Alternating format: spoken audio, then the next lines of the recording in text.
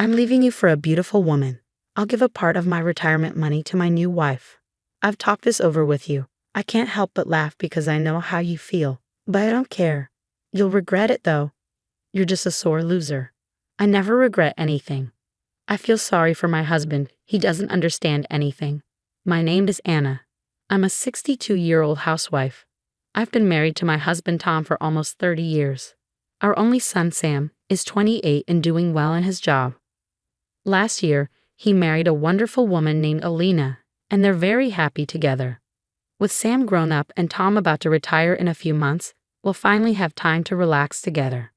I've been thinking about our past. Tom and I have had our arguments, but we've managed to stay together. I was wondering how we should handle Tom's retirement, but then Tom dropped a bombshell. He wants a divorce. He said this while we were eating. I thought I must have misunderstood, or maybe my hearing is failing. I asked him to repeat himself. He said he wants a divorce and that he's tired of me. I was shocked.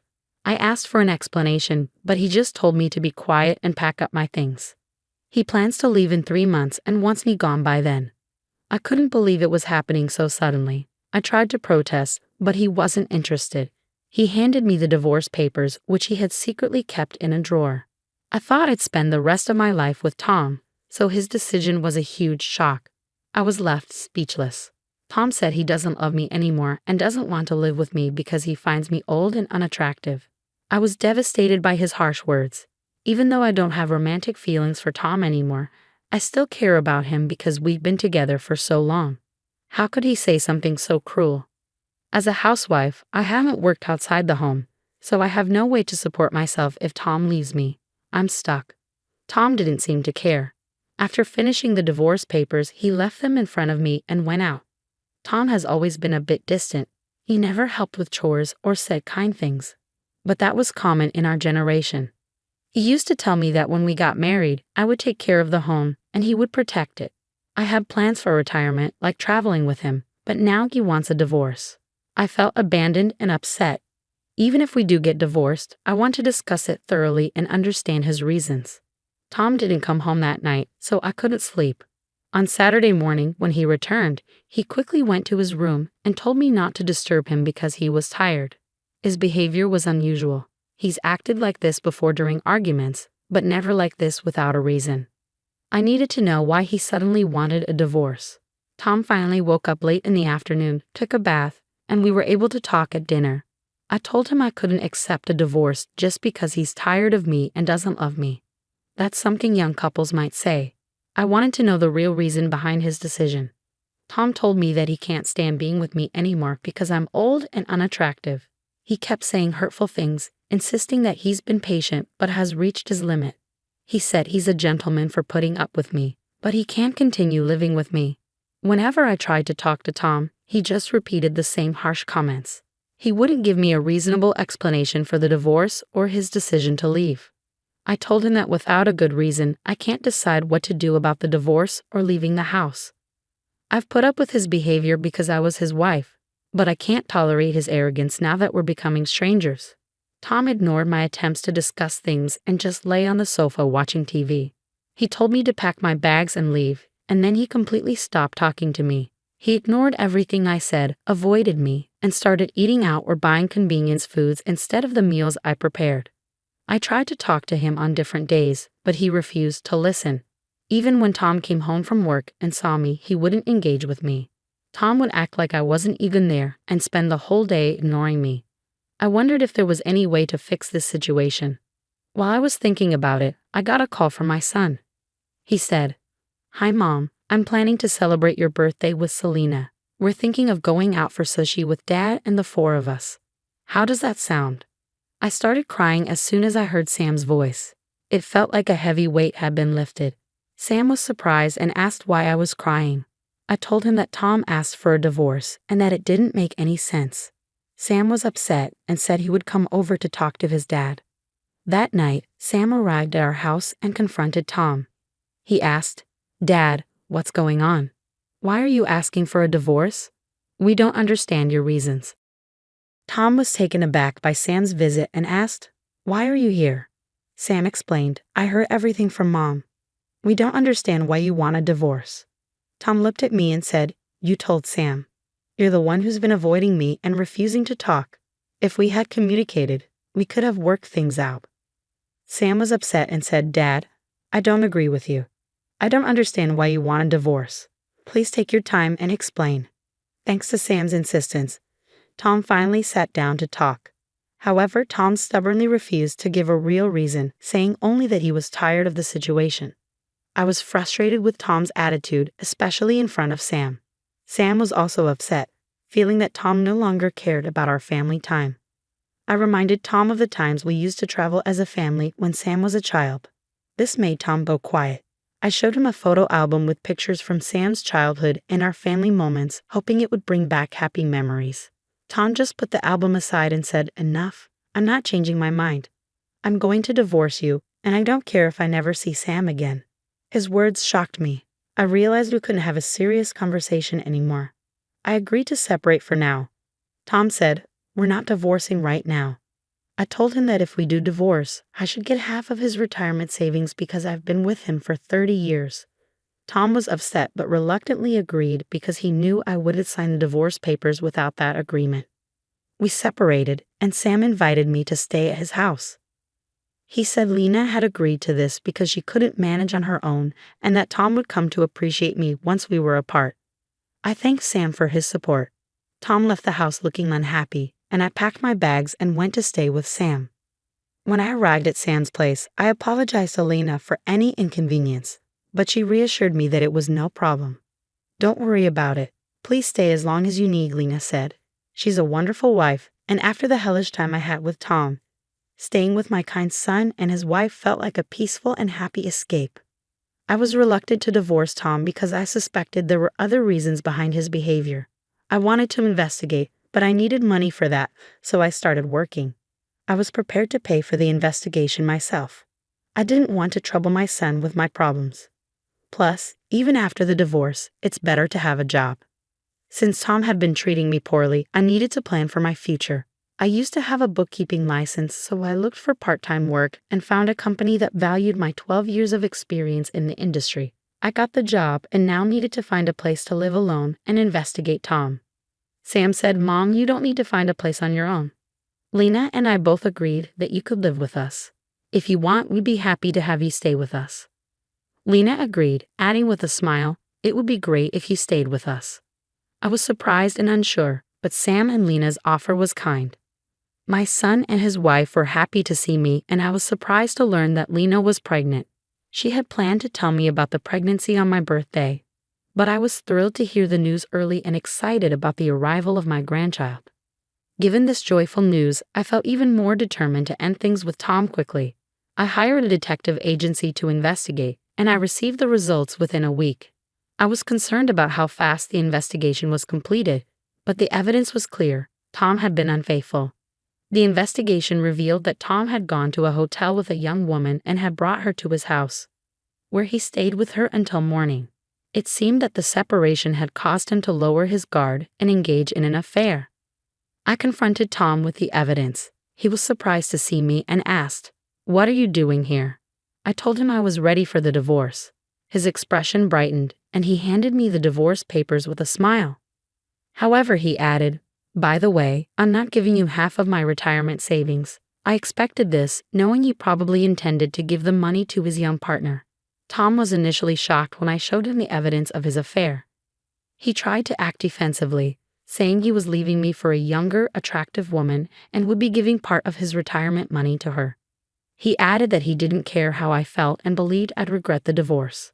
He also claimed he never regretted anything and seemed indifferent to the situation. I felt sorry for Tom, as he clearly didn't understand anything. I finished filling out the divorce papers and handed them back to him. Tom continued to brag about his new partner, who liked older men and thought he was confident and attractive. Once the divorce was finalized, I began my revenge. I instructed my lawyer to demand half of Tom's retirement savings and alimony as part of the property division. I also sent a certified letter to Tom's workplace where he was about to retire. According to my lawyer, Tom was furious when his colleagues looked at him coldly due to my actions. His retirement celebration ended up being very low-key. Although Tom had resisted giving me a share of the retirement money, I made sure he would have to comply through the lawyer. I was prepared to go to court if necessary, but Tom eventually paid me the full amount of his retirement savings and compensation in a lump sum to settle the matter. However, Tom faced more trouble later on. A few months after our divorce, Sam received a call from Tom. Tom had tried to remarry his affair partner, but she had left him just before the wedding. She also wanted to open a restaurant, which had been her dream, and asked Tom to use his retirement money to fund it. Tom borrowed money to help her because the restaurant location was in high demand. The partner pressured Tom to sign a contract quickly. A few days later, after receiving his retirement payment, Tom attempted to withdraw the money to pay off the debt, but it was gone. The restaurant location he wanted still had a for rent sign, and Tom had been completely scammed. Tom contacted the police, but even months later, there were no updates or arrests. While it's a shame that Tom ended up in this situation, I don't feel sorry for him since his problems stem from his affair. I'm focusing on working hard at my job and taking care of my son, his wife, and my future grandchildren. If Tom had not had the affair, he could have retired comfortably and enjoy his retirement years. Instead, his foolish choices led to his downfall. I believe it's better for me to be with my son's family than to have spent my life with a troubled husband. I hope Tom's former partner can find peace and enjoy her life. Thank you for watching. Please subscribe to our channel and see you in the next video. I wiped my floury hands on my apron and reached for the ringing phone. Laura's Bakery, how can I help you? Mom, it's me. Can you pick me up from soccer practice? Dad forgot again. I sighed, glancing at the clock. Sure, sweetie, I'll be there in 20 minutes. As I hung up, my assistant Megan poked her head around the kitchen door. Everything okay, Laura? Just Mark forgetting the kids again. Can you handle closing up? Megan nodded, and I grabbed my purse, heading out into the crisp autumn air. The drive to the soccer field was quick, and I spotted my daughter, Emma, sitting on the curb, her chin resting on her knees. Hey, kiddo, I called, rolling down the window. Hop in. Emma climbed into the car, her face a storm cloud. Dad never remembers anything anymore. I'm sure he's just busy with work, I said, not entirely believing it myself. How about we stop for ice cream on the way home? Emma's face brightened, and we chatted about her day as we drove to the local ice cream parlor. As we pulled into the driveway at home, I noticed Mark's car was already there. Why don't you go start your homework? I suggested to Emma. I'll bring your ice cream in. I found Mark in his home office, hunched over his drafting table. Hey, I said, leaning against the doorframe. You forgot Emma again. He looked up, genuine surprise on his face. Oh, God, I'm sorry, Laura. I got caught up in this new project and... It's fine, I interrupted, not wanting to hear another excuse. Just try to remember next time, okay? Mark nodded, and I turned to leave, but something caught my eye. A small, ornate box sat on the edge of his desk, one I'd never seen before. What's that? I asked, pointing. Mark's eyes widened slightly.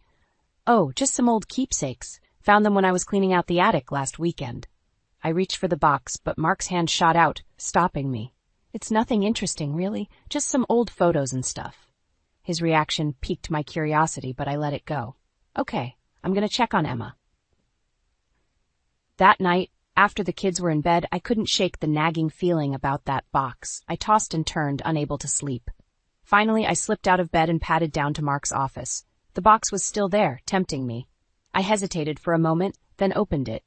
Inside were a few old photos, ticket stubs, and a folded piece of paper. I unfolded it, my heart racing. My dearest Mark, it began. I know we said goodbye, but I can't stop thinking about you.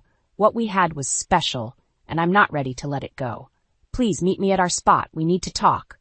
All my love, Scarlett. I stared at the letter, my hands shaking. Scarlett?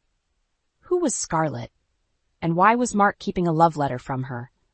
The sound of footsteps made me jump. I quickly folded the letter and put it back in the box, closing it just as Mark appeared in the doorway. Laura, what are you doing up? I forced a smile. Just getting some water. Couldn't sleep. As I brushed past him, my mind was reeling. Who was this Scarlett, and what did she mean to Mark? And more importantly, why had he kept this letter hidden all these years? I climbed back into bed, my thoughts a whirlwind. One thing was certain. Our peaceful life was about to change, and I had a feeling it wouldn't be for the better. I couldn't shake the image of that letter from my mind as I pulled into Henry and Karen's driveway. The familiar scent of Karen's roses wafted through the air as I stepped out of the car, steeling myself for the conversation ahead. Karen answered the door, her face lighting up. "Laura, what a lovely surprise. Come in, dear." I followed her into the living room, where Henry was reading the newspaper. He looked up, his bushy eyebrows raising. "Laura, is everything all right?" "I'm not sure," I admitted, sinking into an armchair. "I need to ask you both something, and I need you to be honest with me." Karen and Henry exchanged a glance. "Of course, dear," Karen said, sitting down next to her husband. "What is it?" I took a deep breath. "Who's Scarlett?" The silence that followed was deafening. Henry's face paled, and Karen's hand flew to her mouth. "Where did you hear that name?" Henry asked, his voice gruff. "I found a letter," I said, my heart pounding. "In Mark's things. From her." Karen reached out, patting my hand. "Oh, Laura, that was so long ago. We thought it was all in the past." "What was in the past?" I pressed. "Who is she?" Henry sighed, setting down his paper. "Scarlett was Mark's high school sweetheart. They were inseparable for years. We all thought they'd end up married." "What happened?" I asked, dreading the answer. "She disappeared," Karen said softly. "Right after graduation. No note, no explanation. Just gone." I felt a chill run down my spine. "And Mark?" "He was devastated," Henry said. "Spent months looking for her. It nearly broke him." Karen nodded. "We were so worried. But then he met you and, well, we thought he'd finally moved on." My mind was reeling. "Why didn't anyone ever tell me about her?" "Mark asked us not to," Henry said. "Said it was in the past and he wanted to focus on his future with you." I stood up abruptly, needing to move, but he kept her letter, all these years. Karen's eyes filled with tears. "Oh, Laura, I'm sure it doesn't mean anything. Mark loves you." "Does he?" I asked, more to myself than to them. "If he loved me, why would he keep secrets?" Henry stood, placing a hand on my shoulder. "People are complicated, Laura. Sometimes we hold on to things we shouldn't, even when we've moved on." I nodded, not trusting myself to speak.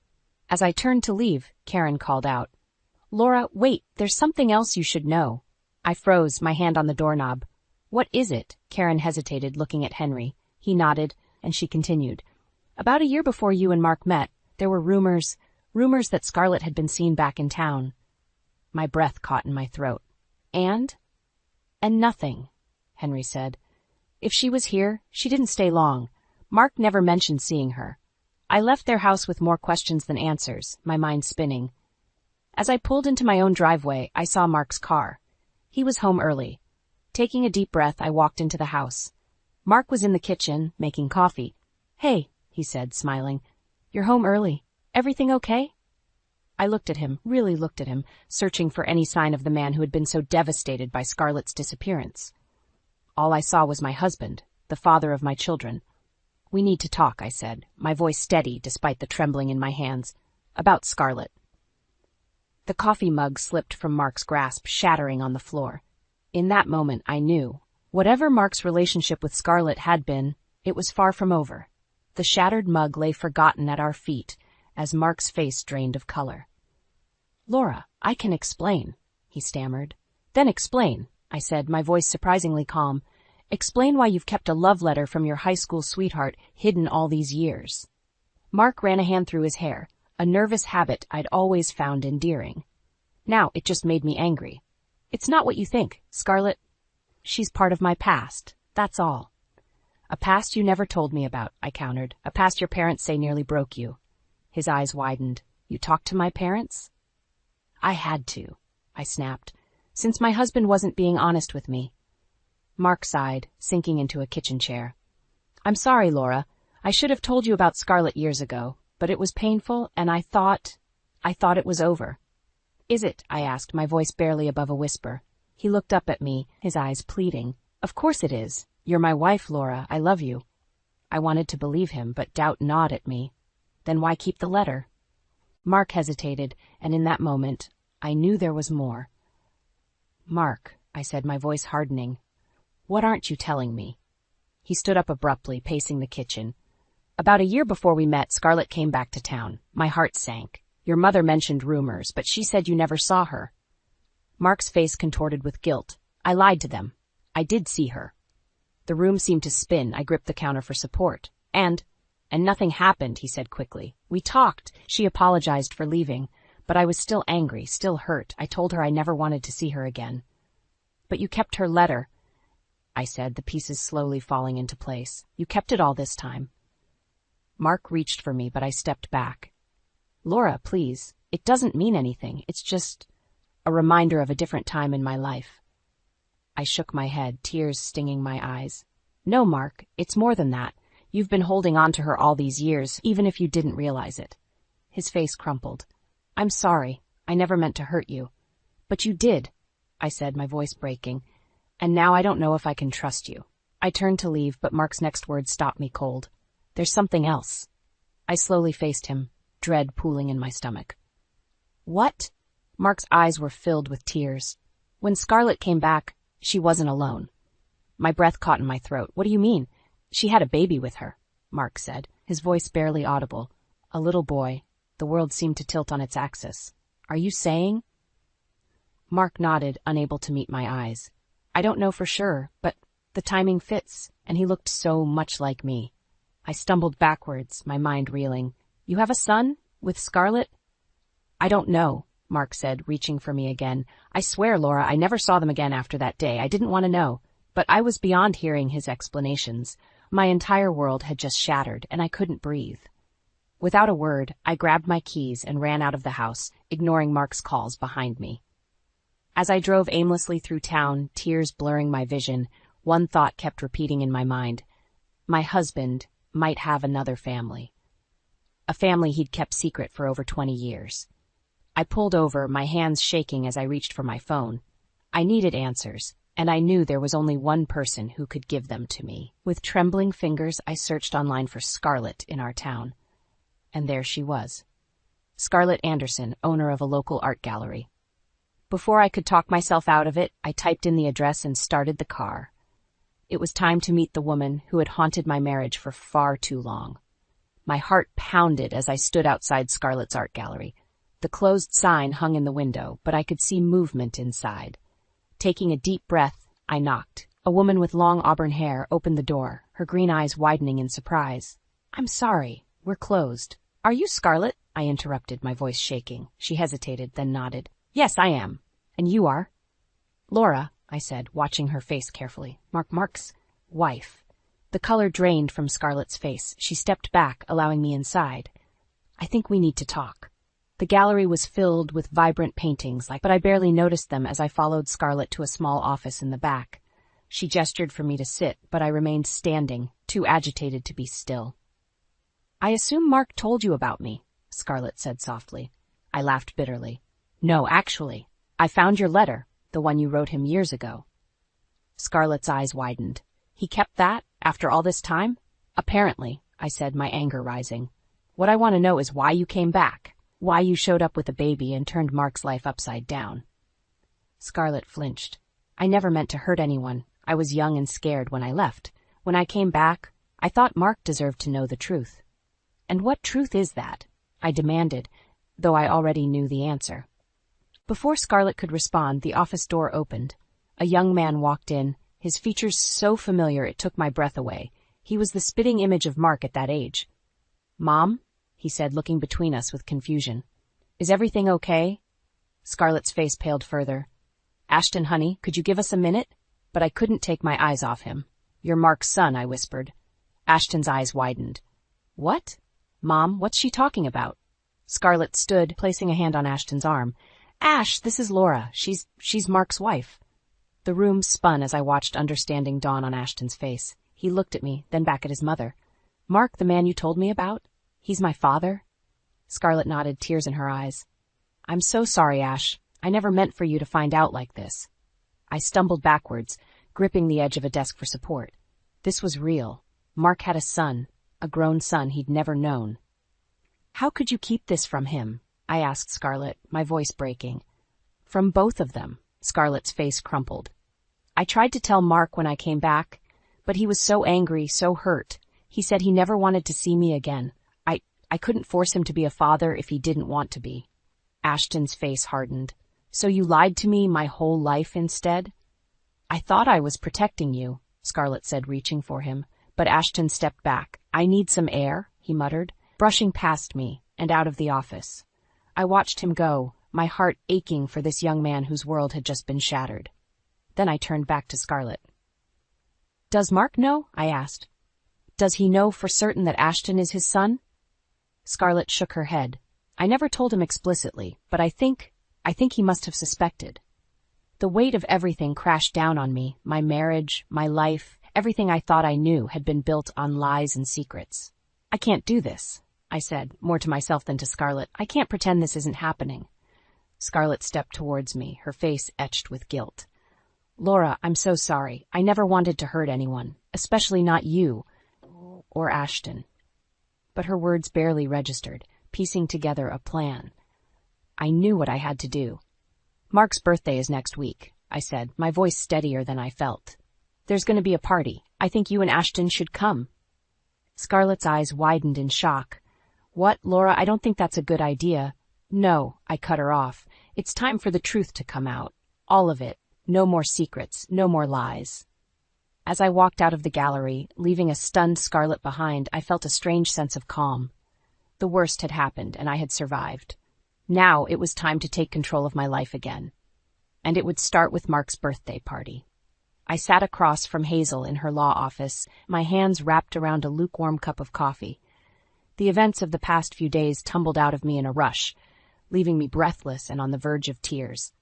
Hazel leaned back in her chair, her brow furrowed. "Laura, I'm so sorry you're going through this. It's a lot to process." I laughed bitterly. "That's an understatement. My whole life feels like a lie." "Have you talked to Mark since you found out about Ashton?" Hazel asked gently. I shook my head. "I've been staying at my sister's. I can't face him right now." Hazel nodded, her eyes full of sympathy. "And what about the birthday party? Are you still planning to go through with it?" "I have to," I said, my voice stronger than I felt. "I can't keep living like this, pretending everything's fine when it's not. I need the truth to come out." "Are you sure that's wise?" Hazel cautioned. "Exposing everything at a public event could have serious consequences." I met her gaze, my resolve hardening. "What about the consequences I'm already facing? The lies, the betrayal? I can't just sweep it under the rug." Hazel sighed, leaning forward. "Laura, as your friend, I understand your pain. But as a lawyer, I have to advise you to think carefully about your next steps. If you're considering divorce." Divorce. The word hit me like a punch to the gut. I hadn't even allowed myself to think that far ahead. "It's a possibility you need to consider," Hazel said gently. "And if that's the case, exposing Mark publicly could complicate legal proceedings." I stood up, pacing the office. "So what am I supposed to do? Just pretend I don't know about his secret son? Act like my marriage isn't falling apart?" Hazel stood, placing a comforting hand on my arm. "No, of course not. But there might be a better way to handle this, one that protects you and your children." I froze. Oh God, the kids. How am I going to tell them about all this? "One step at a time," Hazel soothed.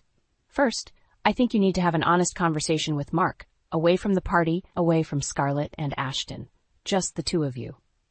I shook my head, tears spilling over. "I don't know if I can face him alone. I'm so angry, Hazel, and hurt. What if I say something I can't take back?"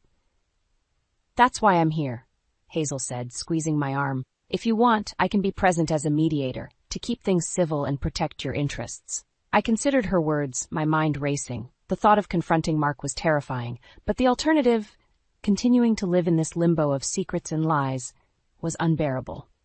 "Okay," I said finally. "I'll talk to him, but I'm not backing down on the party. Scarlett and Ashton deserve to know the truth too." Hazel nodded, a hint of worry in her eyes. "Just promise me you'll be careful. Don't do anything rash." As I left Hazel's office, my phone buzzed with a text from Mark. "Please come home. We need to talk."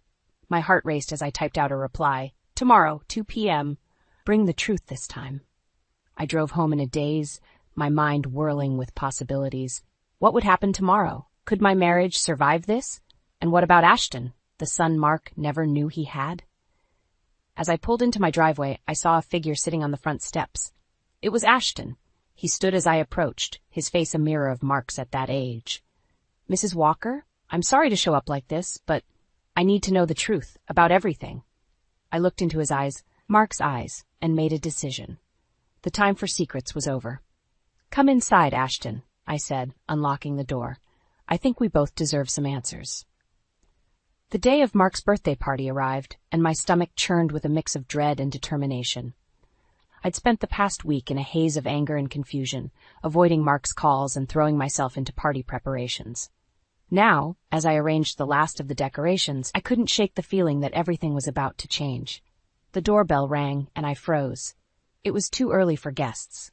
My heart pounding, I opened the door to find Scarlett standing there, looking as nervous as I felt. "Laura," she said, her voice barely above a whisper. "I wasn't sure if I should come, but I think we need to talk before everyone else arrives." I nodded, stepping aside to let her in. As she passed, I caught a whiff of her perfume, the same scent that had lingered on that old love letter. My fists clenched involuntarily. "Where's Ashton?" I asked, leading her to the kitchen. Scarlett's eyes widened. He's coming later. I wanted to speak with you alone first." I turned to face her, crossing my arms. "What could you possibly have to say to me?" She took a deep breath. "I want you to know that I never meant for any of this to happen. When I came back all those years ago, I truly believed Mark deserved to know about Ashton, but when he reacted so angrily, I thought it was best to keep my distance. And now," I challenged, "why come back into our lives now?" Scarlett's eyes filled with tears. Ashton started asking questions about his father, about his past. I couldn't keep lying to him, and then when you showed up at the gallery, I realized it was time for the truth to come out. Before I could respond, the front door opened. Mark's voice called out, "Laura, are you here?" Scarlett and I froze, staring at each other in panic. Footsteps approached the kitchen, and then Mark appeared in the doorway.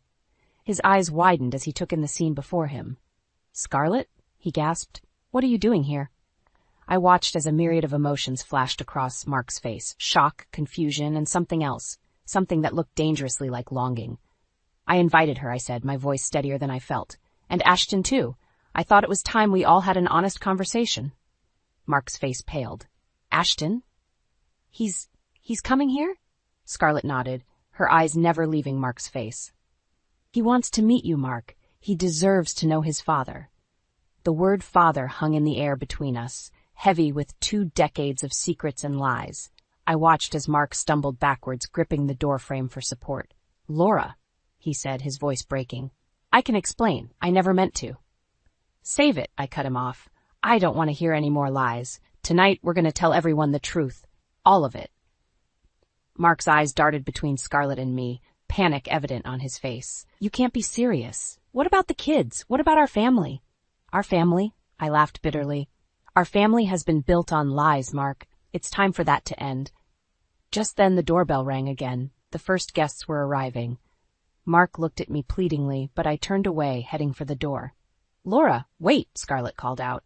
I paused, looking back at her. "Are you sure about this? Once we do this, there's no going back." I met her gaze, then Mark's. In that moment, I saw the full weight of their shared history, the secrets they'd kept, and the lives they'd changed. And I knew, with absolute certainty, what I had to do. "I'm sure," I said, my voice firm. "It's time for the truth, no matter the cost." As I opened the door to greet our guests, I could feel the tension radiating from the kitchen. The stage was set, the players were in place, and in just a few short hours everything would change. Let the party begin. The party was in full swing, but I felt like I was moving through a fog. Laughter and chatter filled the air, but all I could hear was the pounding of my own heart. Mark stood across the room, his eyes darting nervously between me, Scarlett, and the door. I watched as Ashton arrived, his resemblance to Mark even more striking in the warm light of our living room. Gasps and whispers rippled through the crowd as people noticed the uncanny similarity. "Laura?" Hazel appeared at my elbow, her voice low and urgent. "Are you sure about this? It's not too late to handle this privately." I shook my head, my resolve hardening. "No, Hazel. No more secrets. No more lies." Taking a deep breath, I clinked my glass with a spoon, calling for everyone's attention. The room fell silent, all eyes turning to me. "Thank you all for coming to celebrate Mark's birthday," I began, my voice surprisingly steady. "But before we continue, there's something you all need to know." Mark stepped forward, panic etched on his face. "Laura, please." "No, Mark," I cut him off. "It's time for the truth." I turned back to the crowd, my gaze finding Scarlett and Ashton. Many of you may have noticed a new face here tonight. This is Ashton, and he has a very special connection to our family. Murmurs of confusion rippled through the room. I saw Henry and Karen exchange worried glances. Ashton, I continued, is Mark's son. A son he never knew he had, because his mother, Scarlett, left town before telling Mark she was pregnant. The room erupted in gasps and exclamations. I watched as shock, disbelief, and dawning understanding played across the faces of our friends and family. Mark stepped forward, his face ashen. Laura, I can explain. Can you? I challenged, my voice rising. Can you explain why you kept Scarlett's letter all these years? Why you never told me about her, or about the possibility that you had a child out there? Scarlett moved to stand beside Ashton, who looked shell-shocked. I never meant for this to happen, she said, her voice trembling. I thought I was protecting everyone by staying away. Protecting us? I laughed bitterly. You've torn our lives apart. The room fell silent, the tension palpable. I could feel the weight of everyone's stares, the judgment, the pity, but I wasn't done. For years, I continued, my voice breaking, I thought I knew who my husband was. I thought we had built a life together based on trust and honesty, but it was all a lie. Mark reached for me, his eyes pleading. Laura, please, I love you. I never meant to hurt you. I stepped back out of his reach. If you loved me, you would have told me the truth. You would have given me the chance to understand, to forgive. Ashton spoke up, his voice quiet but firm. I didn't ask for any of this. I just wanted to know where I came from. My heart broke for him, for the innocent victim in all of this. I know, Ashton, and you deserve the truth, just like the rest of us. I turned back to the stunned crowd. I'm sorry to ruin the party, but I couldn't keep living this lie. Mark and Scarlett may have started this, but I'm ending it, here and now. With shaking hands, I removed my wedding ring and placed it on the table. The soft clink seemed to echo in the silent room. Happy birthday, Mark, I said, my voice barely above a whisper. I hope the truth was worth it. As I turned to leave, the room erupted into chaos. I could hear Mark calling my name, Scarlett's sobs, and the shocked exclamations of our guests. But I didn't look back. I stepped out into the cool night air, feeling both utterly broken and strangely free. The truth was out, the secrets exposed. Now I had to figure out how to rebuild my life from the ashes of the lies that had consumed it. The weeks following Mark's birthday party were a blur of tears, sleepless nights, and endless conversations with Hazel about divorce proceedings. I threw myself into my work at the bakery, finding solace in the familiar rhythms of kneading dough and decorating cakes. One quiet afternoon, as I was closing up shop, the bell above the door chimed. I looked up to see Ashton standing there, looking uncertain. Mrs. Walker, Laura, he began. I hope it's okay that I'm here. I wanted to talk to you. I nodded, gesturing for him to sit at one of the small tables. Of course, Ashton. What's on your mind? He fidgeted with a napkin, his eyes, so like Mark's, filled with a mix of emotions. I wanted to apologize for everything that's happened. I never meant to cause so much pain. My heart ached for this young man, caught in the middle of a mess he didn't create. Ashton, none of this is your fault. You have nothing to apologize for. He looked up, his eyes shining with unshed tears. I always wondered about my father, but I never imagined finding him would destroy a family. I reached out, covering his hand with mine. You didn't destroy anything, Ashton. The lies and secrets did that long before you came into the picture. We talked for hours about his life growing up, about Scarlett, about Mark. As the sun began to set, casting long shadows across the bakery floor, I felt something shift inside me. A weight I hadn't realized I'd been carrying began to lift. The next day, I met with Mark at Hazel's office to finalize our separation agreement. As we sat across from each other, the man I'd loved for so many years looked older, worn down by the weight of his secrets. Laura, he said, his voice barely above a whisper, I know I've hurt you beyond forgiveness, but I want you to know that I truly do love you. I looked at him, really looked at him, and felt a wave of emotions wash over me, anger, sadness, and surprisingly, a glimmer of understanding. I believe you, Mark, I said softly, but love isn't enough when there's no trust. We can't go back to what we were. He nodded, a single tear rolling down his cheek. I know, I just hope, someday, you can forgive me. As I signed the papers, I felt a strange sense of peace settle over me. This wasn't the ending I'd imagined for our story, but perhaps it was the beginning of a new chapter. Weeks turned into months, and slowly I began to rebuild my life. The bakery thrived, and I found joy in simple pleasures: morning walks, coffee with Hazel, quiet evenings with a good book. And to my surprise, I found myself forming a tentative friendship with Ashton, who had become a regular at the bakery. One sunny afternoon, as I was experimenting with a new recipe, Ashton appeared at the counter, a shy smile on his face. "I was wondering," he said, "if you might need an extra pair of hands around here. I've always loved baking, and well, I thought it might be nice to get to know you better." I felt a warmth spread through my chest, a feeling I hadn't experienced in a long time. Hope. "I'd like that, Ashton. I'd like that very much." As we worked side by side, rolling out dough and sharing stories, I realized that life had a funny way of giving you exactly what you needed, even if it wasn't what you'd expected. The betrayal that had shattered my world had also opened doors I never knew existed. It had shown me my own strength, the depth of my friendships, and the capacity for forgiveness I didn't know I possessed. As I looked at Ashton, laughing as he dusted flour off his nose, I knew that while my marriage to Mark was over, my story was far from finished. There would be more chapters, more twists and turns, more joy and pain. But this time, I would write my own narrative on my own terms. And for the first time in a long time, I was excited to see where the story would lead. I gripped the steering wheel tighter as we turned onto the winding driveway leading to my in-laws' sprawling country house. Chris, my husband of 7 years, reached over and patted my knee. "Relax, honey. It's just dinner with my parents," he said, flashing me that boyish grin that usually melted my heart. Today, it only made my stomach churn. "I know," I replied, forcing a smile. "I just want everything to be perfect." Our 4-year-old son, Ethan, piped up from the back seat. "Grandma and Grandpa have a pool." "Can we swim, Mommy?" "We'll see, sweetie," I said, catching his excited face in the rearview mirror. At least someone was looking forward to this visit. As we pulled up to the house, Chris's parents emerged onto the porch. His mother, Eleanor, waved enthusiastically, while his father, Richard, stood with his arms crossed, a stern expression on his face. "Amy, darling," Eleanor called out as we exited the car. She enveloped me in a perfume-scented hug. "You look comfortable," she added, eyeing my simple sundress with barely concealed disapproval. "Thanks, Eleanor," I said, gritting my teeth. "It's great to see you both." Richard nodded curtly. "Christopher, Amy."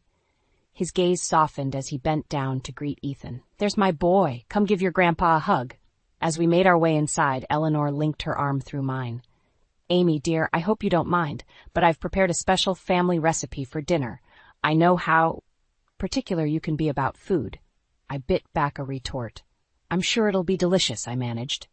Dinner was a minefield of thinly veiled criticisms and loaded questions. Eleanor tutted over Ethan's table manners, while Richard grilled Chris about work. "So, Christopher," Richard began, swirling his wine glass, "how's the business doing? Still letting Amy handle the books?" Chris chuckled nervously. "Dad, you know Amy's not involved in the day-to-day operations anymore. She's focusing on raising Ethan." Eleanor jumped in. "Oh, that's right. How noble of you, Amy, to give up your career, though I do worry about Ethan not having the stimulation of daycare or preschool. Have you considered enrolling him?" I took a deep breath. "Actually, Eleanor, we've been doing a lot of educational activities at home. Ethan's reading skills are already quite advanced for his age." "Is that so?" Richard raised an eyebrow. "Well, I suppose time will tell, if that's enough." The conversation mercifully shifted, but the tension remained palpable. As we finished dessert, Chris cleared his throat. "Mom, Dad, there's actually something Amy and I wanted to discuss with you," he said, glancing at me. My heart rate spiked. This wasn't part of the plan. What was he doing? Chris continued, "We've been thinking about the future, and well, we'd love for you both to come stay with us for a while, maybe even permanently." The room fell silent. Eleanor's face lit up like a Christmas tree, while Richard nodded approvingly. I felt the blood drain from my face. "Oh, Christopher," Eleanor exclaimed. "What a wonderful idea! We've been feeling this big old house is too much for us lately, haven't we, Richard?" Richard grunted in agreement. "It would be nice to be closer to our grandson." All eyes turned to me. Chris squeezed my hand under the table, mistaking my shock for excitement. "What do you think, honey?" he asked, beaming. "Wouldn't it be great to have Mom and Dad around to help with Ethan?" I forced the corners of my mouth upward, my mind reeling. "It's certainly something to consider," I managed to choke out. As Eleanor launched into plans for redecorating our guest room, I caught Chris's eye. He mouthed "thank you" with a grateful smile, completely oblivious to the panic rising in my chest. What had he done? And how on earth was I going to get out of this mess? It's been 3 weeks since Chris's parents moved in, and I'm at my wit's end. Every morning, I wake up hoping it was all a bad dream, only to hear Eleanor's shrill voice echoing through the house. "Amy, dear," she calls from the kitchen. "I've made Ethan a proper breakfast. You really should cut back on those sugary cereals." I bite my tongue and force a smile as I enter. "Good morning, Eleanor. That's thoughtful of you." Ethan sits at the table, poking at a plate of rubbery eggs and wheat toast. He looks up at me, pleading silently. Now, Eleanor chides, noticing our exchange. "A growing boy needs protein, not empty carbs." I take a deep breath. "Ethan, sweetie, why don't you go get dressed for school?" As soon as he's out of earshot, I turn to Eleanor. "I appreciate your help, but Ethan and I have a routine that works for us." She waves her hand dismissively. "Oh, Amy, you're still new at this. Trust me, I raised 2 wonderful children. I know what I'm doing."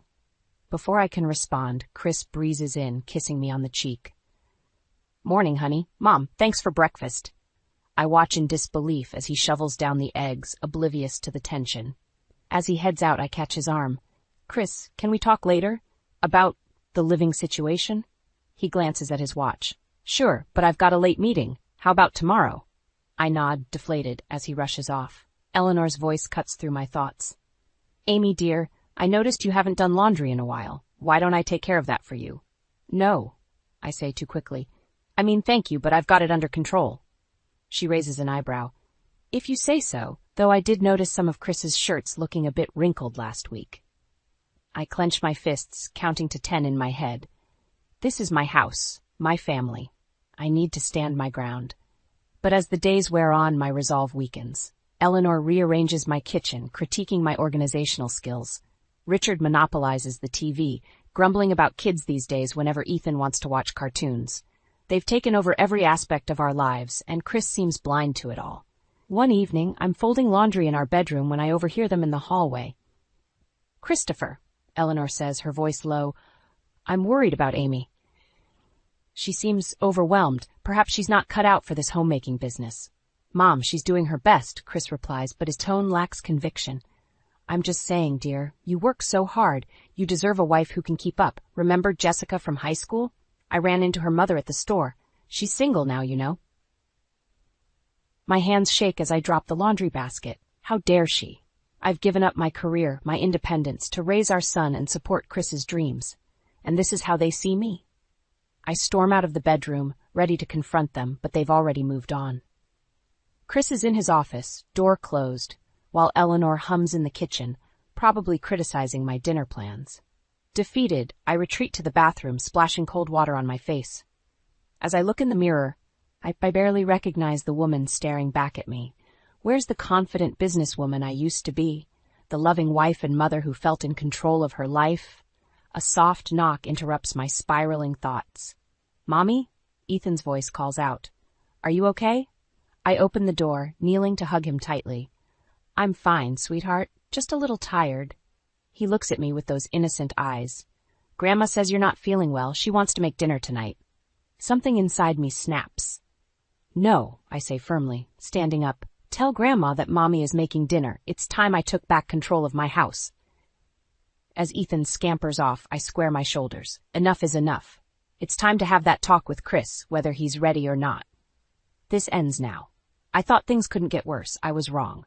Just as I'd steeled myself to confront Chris about his parents, he dropped another bombshell. "Honey," he said, cornering me in the kitchen one morning, "I've got some news." I braced myself, clutching my coffee mug like a lifeline. "What is it?" "Lisa's going through a rough patch. She lost her job and can't make rent." He paused, giving me that puppy dog look I used to find endearing. "I told her she could stay with us for a while." The mug slipped from my hands, shattering on the floor. "You did what?" Chris flinched. It's just temporary, Amy. She's family.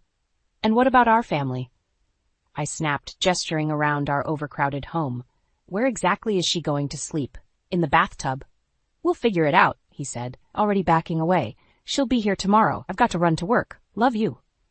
Before I could respond, he was gone, leaving me to clean up the mess.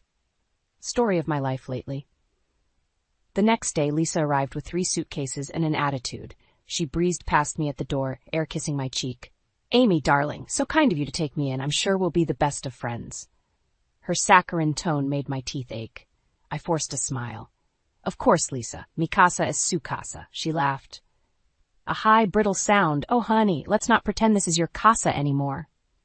I blinked, stunned by her boldness. But before I could respond, Eleanor swooped in, embracing her daughter. Lisa, sweetheart, we've missed you so much.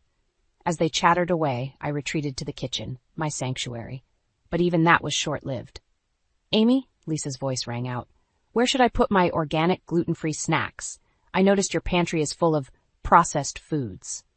I gritted my teeth. Wherever you'd like, Lisa. The days that followed were a nightmare. Lisa criticized everything from my cooking to my parenting. She'd corner Ethan, filling his head with stories about how much fun his dad had growing up, always with the pointed addition, before Amy came along. One afternoon, I overheard her on the phone in the guest room, my former home office.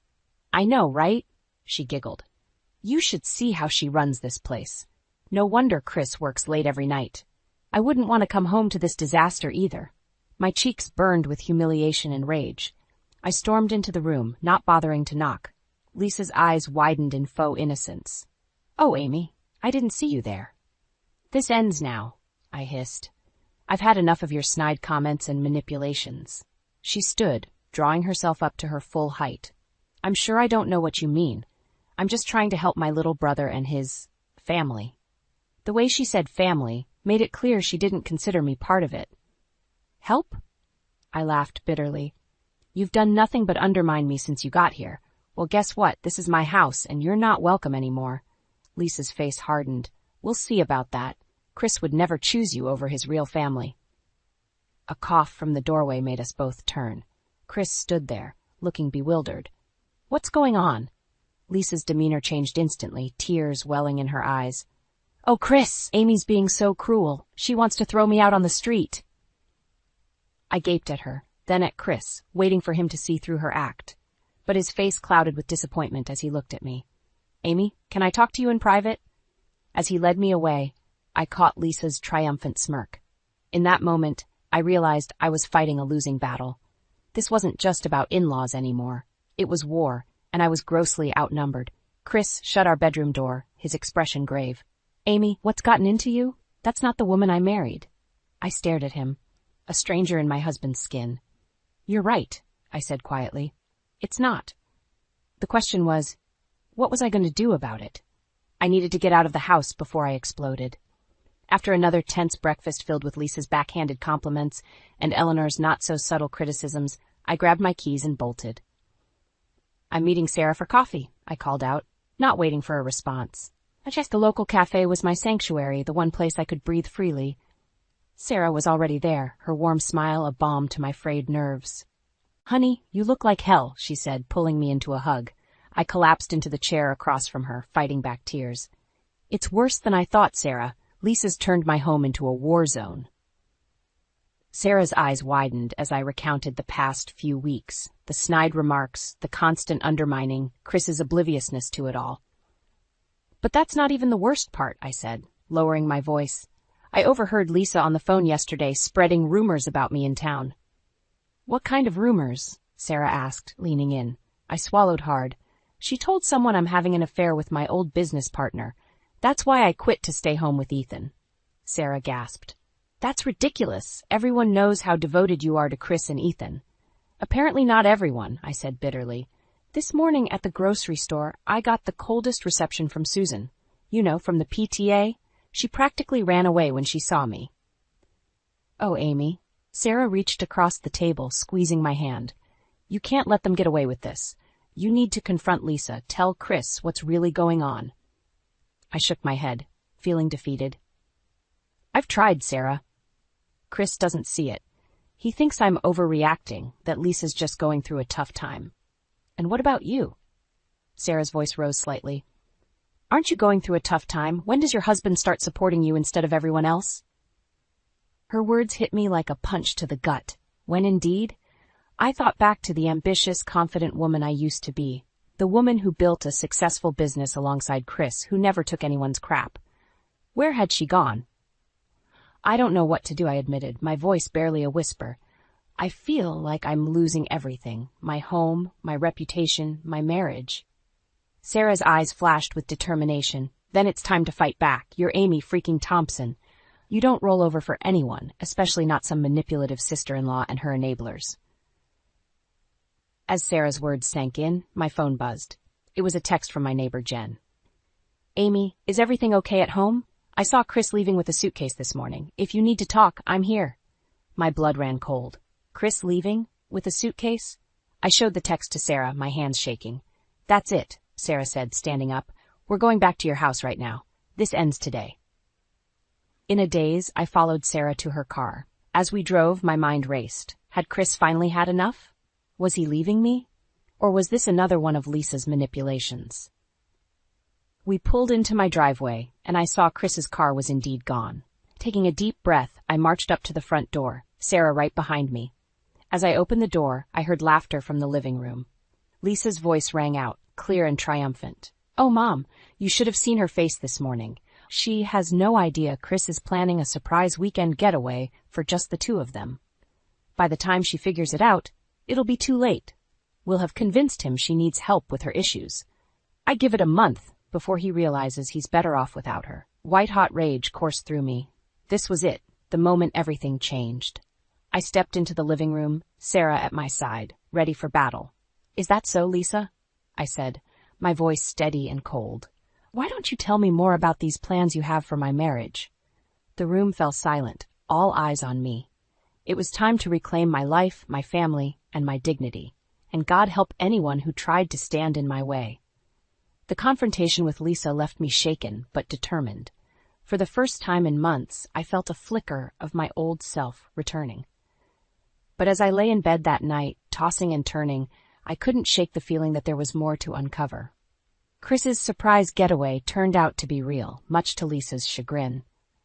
We returned home after a tense weekend, the weight of unspoken words hanging between us. I wanted to believe this trip was Chris's attempt to reconnect, but doubt gnawed at me. A few days later, I was tidying up our bedroom when Chris's phone buzzed on the nightstand. I hesitated, my hand hovering over it. I'd never been the type to snoop, but after everything that had happened... Before I could second-guess myself, I picked up the phone. A message from Eleanor flashed across the screen. Chris, darling, I'm worried about Amy. She seems so unstable lately. Remember, you deserve a wife who can support you properly. Perhaps it's time to consider your options. My hands shook as I scrolled through the conversation. Message after message from Eleanor, all criticizing me, suggesting Chris leave me, even mentioning other women he could date. And Chris's responses? Vague reassurances, but never once defending me or shutting down the conversation. I felt like I'd been punched in the gut. All this time I thought Eleanor was the problem. But Chris, he was letting it happen. Encouraging it even. Amy? Chris's voice called from downstairs. Have you seen my phone? Panic surged through me. I quickly placed the phone back on the nightstand and tried to compose myself. Up here, I managed to call back, my voice surprisingly steady. Chris appeared in the doorway, smiling that easy smile that used to make my heart flutter. Now, it just made me feel sick. Thanks, honey, he said, grabbing the phone. Everything okay? You look a little pale. I forced a smile. Just tired. Ethan kept me up last night. He nodded, already distracted by something on his phone. Listen, I've got to run to the office for a bit. Mom said she'd watch Ethan if you want to rest. No, I said, too quickly. Chris looked up, startled. I mean, that's okay. I've got him. Chris shrugged. Suit yourself. See you later. As soon as I heard the front door close, I sank to the floor, my mind reeling. What was I supposed to do now? Confront Chris? But with what evidence? I'd snooped through his private messages, and even if I did confront him, would he believe me over his mother? I thought about leaving, taking Ethan and starting over somewhere new. But the idea of tearing my son away from his father, his home, I couldn't bear it. A soft knock on the door frame made me look up. Ethan stood there, his little face creased with worry. "Mommy? Are you crying?" I hastily wiped my eyes, forcing a smile. "No, sweetie. Mommy's just thinking." He patted over, wrapping his arms around me. "Don't be sad, Mommy. I love you." In that moment, holding my son, I knew I couldn't run. I couldn't let Eleanor, Lisa, or even Chris destroy what I'd built. This was my family, my life, and I was going to fight for it. I gently pulled back, looking into Ethan's innocent eyes. "I love you too, baby, so much, and I promise you, things are going to get better." As Ethan snuggled against me, I made a decision. No more passive Amy, no more victim. It was time to take control, to confront Chris and his family head-on. I'd built a successful business from the ground up. I could certainly rebuild my marriage and my dignity. Tomorrow, I decided. Tomorrow, I'd face Chris with the truth. And if he couldn't see it, if he chose his mother's manipulations over our family, well, then I'd know exactly where I stood. One way or another, this ends now. I spent the entire day rehearsing what I'd say to Chris, my stomach in knots. When I heard his car pull into the driveway that evening, I took a deep breath and steeled myself. "Chris," I said as he walked in, "we need to talk." He looked up, surprised by my tone. "Sure, honey. What's up?" I led him to our bedroom, away from prying ears. "I saw the messages on your phone," I said, my voice trembling slightly. "The ones from your mother." Chris's face paled. "Amy, I can explain." "Explain what?" I cut him off. "How your mother has been systematically trying to undermine our marriage. How she's been suggesting you leave me. Or maybe you'd like to explain why you never once defended me." He ran a hand through his hair, looking flustered. "It's not like that. Mom's just protective. She doesn't mean any harm." I laughed bitterly. "Doesn't mean any harm? Chris, she's actively trying to break us up." "You're overreacting," he said, his tone patronizing. "Mom's just looking out for me, for us." "Us?" I echoed incredulously. "There is no us in her mind, Chris. It's you and them versus me, and you're letting it happen." Chris's expression hardened. "Now you're just being paranoid. Mom and Lisa are family. They're here to help." "Help?" I felt my control slipping. "Lisa's been spreading rumors about me all over town. Your mother criticizes everything I do, and you just stand by and watch it all happen." "That's not fair," Chris protested. "I'm trying to keep the peace. You're not exactly making it easy." His words hit me like a slap. "So this is my fault? For what? Not rolling over and letting your family walk all over me?" "That's not what I meant." "Then what did you mean, Chris?" I demanded. "Because from where I'm standing, you've chosen them over me, over our family." Chris's face flushed with anger. "Don't you dare question my commitment to this family. I've done everything for you and Ethan." "Everything except stand up for us," I shot back. We stared at each other, the air thick with tension. Finally, Chris spoke, his voice low. Maybe we need some time apart to clear our heads." I felt like I'd been punched in the gut. Are you leaving me?" "No," he said quickly. "I just think we need space. I'll stay at my parents' old house for a while." I watched in stunned silence as he packed a bag, my world crumbling around me. As he reached the bedroom door, I found my voice. "If you walk out that door, Chris, don't expect things to be the same when you come back." He paused, his hand on the doorknob. For a moment, I thought he might turn around, might choose us, but then he opened the door and walked out without another word.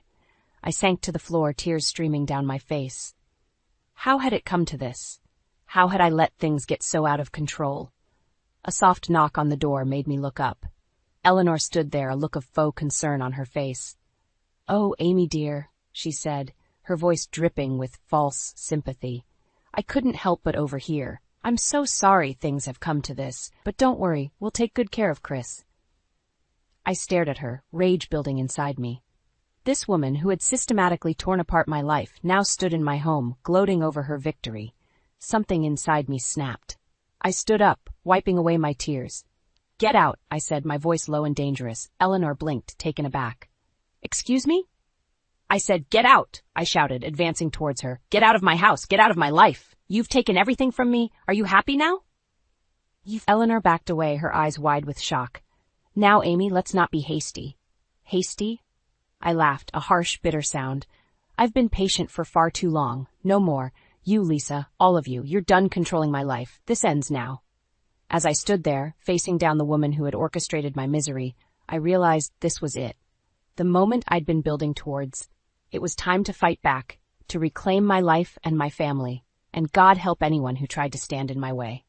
The house felt eerily quiet without Chris. Eleanor and Lisa had retreated to their rooms, no doubt plotting their next move. I sat on the bathroom floor, staring at the pregnancy test in my trembling hands. 2 pink lines, positive. A hysterical laugh bubbled up in my throat. Of all the times to find out I was pregnant, it had to be now, when my marriage was falling apart and my home had become a battleground. I couldn't tell Chris. Not yet. Not when he'd chosen his family over ours. The thought of bringing another child into this toxic environment made me physically ill. My phone buzzed. Sarah, "Hey, how'd it go with Chris?" Her text read. I couldn't bear to type out the truth. "Can you come over?" I replied instead. 20 minutes later, Sarah was at my door, concern etched on her face. "Amy, what happened?" I broke down, sobbing into her shoulder as I recounted everything.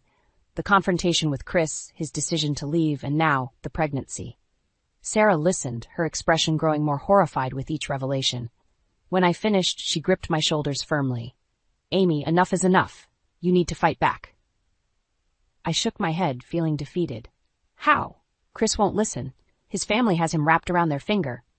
"Then make him listen," Sarah insisted. "You were a badass businesswoman, remember? Where's that Amy? The one who never took crap from anyone?" Her words stirred something in me. A spark of the old Amy, the one who faced challenges head on. "But what if?" I started. Sarah cut me off. "No more what ifs. You're fighting for your family now, both the one you have and the one growing inside you." She was right. I couldn't keep playing the victim. It was time to reclaim my life, my marriage, my dignity. "Okay," I said, straightening up. "What's the plan?" We spent the next hour strategizing. By the time Sarah left, I felt a renewed sense of purpose. I was done being pushed around. The next morning, I woke up early, determination coursing through my veins. I marched into the kitchen where Eleanor and Lisa were having coffee. "We need to talk," I announced, my voice steady. Eleanor raised an eyebrow. "Oh? About what, dear?" "About how you're going to pack your bags and leave my house, today." Lisa choked on her coffee. "Excuse me, you can't kick us out." "Watch me," I retorted. "This is my home, and you're no longer welcome here." Eleanor's face darkened. "Does Christopher know about this? He won't stand for it." "Chris doesn't make decisions for me," I said, surprised by my own confidence, "and he certainly doesn't get to choose between his family and ours, because we are his family, me and Ethan." "And the baby," I added, watching their faces pale with shock. "You're pregnant?" Lisa sputtered. I nodded, placing a protective hand over my stomach. "Yes, and I won't have my child grow up in this toxic environment you've created." Eleanor stood up, her voice sickly sweet. "Now, Amy, let's not be hasty. We're all family here. Surely we can work this out." "No," I said firmly. "We can't. You've manipulated and undermined me for the last time. I want you gone by noon." As I turned to leave, Lisa called out, "You'll regret this, Amy. Chris will never forgive you." I paused at the door, looking back at them. "Maybe, but I'll never forgive myself if I don't stand up for my family." With that, I walked out, my heart pounding. I knew the real battle was yet to come. Confronting Chris, making him see the truth, fighting for our marriage, it would be the hardest thing I've ever done. But as I placed a hand on my stomach, feeling the promise of new life, I knew it was worth fighting for. No matter what happened next, I was ready. The old Amy was back, and she wasn't backing down. I stood in our living room, surrounded by packed suitcases and cardboard boxes. Eleanor and Lisa had left hours ago, their faces a mix of shock and fury. Now, I waited for Chris, my heart pounding with each passing minute. The front door opened and Chris walked in, his eyes widening at the scene before him. "Amy, what's going on?" he asked, confusion etched on his face. I took a deep breath. "I've asked your mother and Lisa to leave. For good." Chris's expression hardened. "You did what? You had no right?" "I had every right," I cut him off, my voice steady. "This is my home too, Chris, and I won't let them destroy our family anymore." "Destroy our family?" he scoffed. "They're trying to help us," I laughed bitterly. "Help us? By undermining me at every turn? By spreading rumors about me in town? By suggesting you leave me?" Chris paled. "How did you?" "I saw the messages, Chris, from your mother, and you never once defended me." He ran a hand through his hair, looking lost. "Amy, you don't understand. They're family. And what are we? I demanded, gesturing between us. What about our family? Me, Ethan, and... I hesitated, then placed a hand on my stomach. Chris's eyes widened in realization. You're pregnant? He whispered. I nodded, tears welling in my eyes. Yes, and I refuse to bring another child into this toxic environment. It's time to choose, Chris, your parents and Lisa, or us. Chris looked torn, his loyalty to his family warring with his love for us. I can't just cut them off, Amy. There has to be another way. There isn't, I said firmly. Not anymore. They've gone too far, and you've let them. I won't be a doormat in my own home anymore. So what, it's an ultimatum? Chris's voice rose. Them or you? No, I replied, my resolve strengthening. It's a choice. The family you were born into, or the family you chose to create. The family that's growing right now. Chris fell silent, the weight of the decision heavy in the air between us. I love you, Chris, I said softly. But I love myself too. And our children deserve better than this. So if you can't see that, if you can't stand up for us, then maybe we don't have a future together after all. I watched the emotions play across Chris's face, anger, confusion, fear, and finally understanding. He looked at me, really looked at me, for what felt like the first time in months. Amy, he said, his voice cracking, I'm so sorry. I've been blind to what's been happening. I never meant to hurt you. I know, I replied, feeling a glimmer of hope. But intentions aren't enough anymore. We need action. Chris nodded, determination replacing the confusion in his eyes. You're right. We're a team, you and me. We built a business together, and now we're building a family. That has to come first. He pulled out his phone, dialing a number. Mom? It's Chris. We need to talk. Things are going to change. As I listened to Chris finally standing up to his mother, setting clear boundaries and defending our family, I felt a weight lift off my shoulders. It wouldn't be easy, and we had a long road ahead of us, but for the first time in months, I felt hope. Later that night, as we lay in bed, Chris's hand resting protectively on my stomach, I realized something. The old Amy hadn't just come back, she'd evolved. I was stronger now, more resilient. I'd fought for my family, for my dignity, and for my future. I love you, Chris murmured, pulling me closer. You, me, Ethan, and this little one. We're in this together. I smiled, feeling truly at peace for the first time in ages. Together, I agreed. As I drifted off to sleep, I knew that whatever challenges lay ahead, we'd face them as a united front. No more manipulation, no more doubt, just us. Our little family, standing strong against whatever life threw our way. The battle was over, and we'd won. Not just against Chris's family, but against the doubts and insecurities that had plagued us. We'd emerged stronger, more united, and ready to write the next chapter of our lives. Together. I stood in the center of Harry's opulent living room, my heart pounding as I faced the man I thought I'd spend the rest of my life with. His cold eyes bore into mine, a hint of cruel amusement dancing in their depths. Catherine, darling, Harry drawled, his voice dripping with false sympathy. You didn't really think this was going to last, did you? I clenched my fists, fighting to keep my voice steady. What are you talking about, Harry? We're engaged. We're supposed to be getting married in 3 months. He laughed, the sound sharp and mocking. Oh, come now. You're 32, Catherine, practically ancient. Did you honestly believe I'd settle for someone so boring? The words hit me like a physical blow. I stumbled back, bumping into an end table. A vase teetered precariously before I steadied it with trembling hands. Harry, please, I whispered, hating the desperation in my voice. What's going on? A new voice cut through the tension. Really, Catherine, have some dignity. I turned to see Sophia, Harry's mother, gliding into the room. Her perfectly coiffed silver hair and impeccable designer outfit made me acutely aware of my own disheveled appearance. Mother, Harry said, his tone shifting to one of deference. I was just explaining to Catherine that our engagement is off. Sophia's lips curled into a satisfied smirk.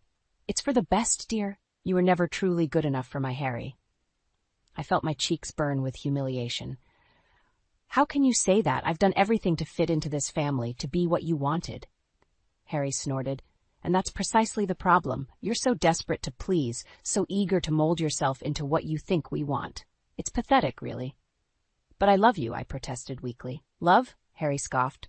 Please, what we had was convenient, but I've found someone much more suitable. The pieces clicked into place. You've been cheating on me? His smile was cold. Let's just say I've been exploring my options. Nina is young, vibrant, everything you're not. The name struck a chord. Nina? Your new assistant? She's 28, Harry said, his eyes gleaming, and far more exciting than you could ever hope to be. Sophia clapped her hands together. Well, now that's settled. Catherine, I trust you'll see yourself out. We have a lot to discuss regarding damage control. I stood there, frozen, as the reality of the situation washed over me. Years of my life wasted on this man and his toxic family, the constant criticisms, the subtle put-downs, the way they'd slowly chipped away at my self-esteem, it all came crashing down around me. You're right, I said quietly, surprising myself with the calm in my voice. I should go. Harry's eyebrows shot up. That's it? No tears, no begging? I met his gaze steadily.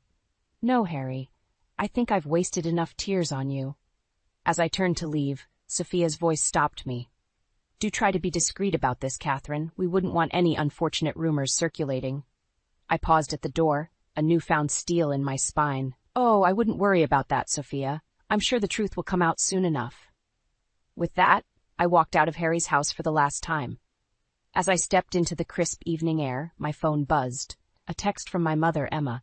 Honey, is everything okay? You sounded upset earlier. Do you need me to come over? I stared at the message, torn between the desire to collapse into my mother's arms and the need to stand on my own 2 feet. Before I could decide, another text came through. This one from an unknown number. Catherine, it's Nina. We need to talk. Harry's not who you think he is. Please call me. I looked back at the house, my mind reeling. What had I gotten myself into? And more importantly, how was I going to get out?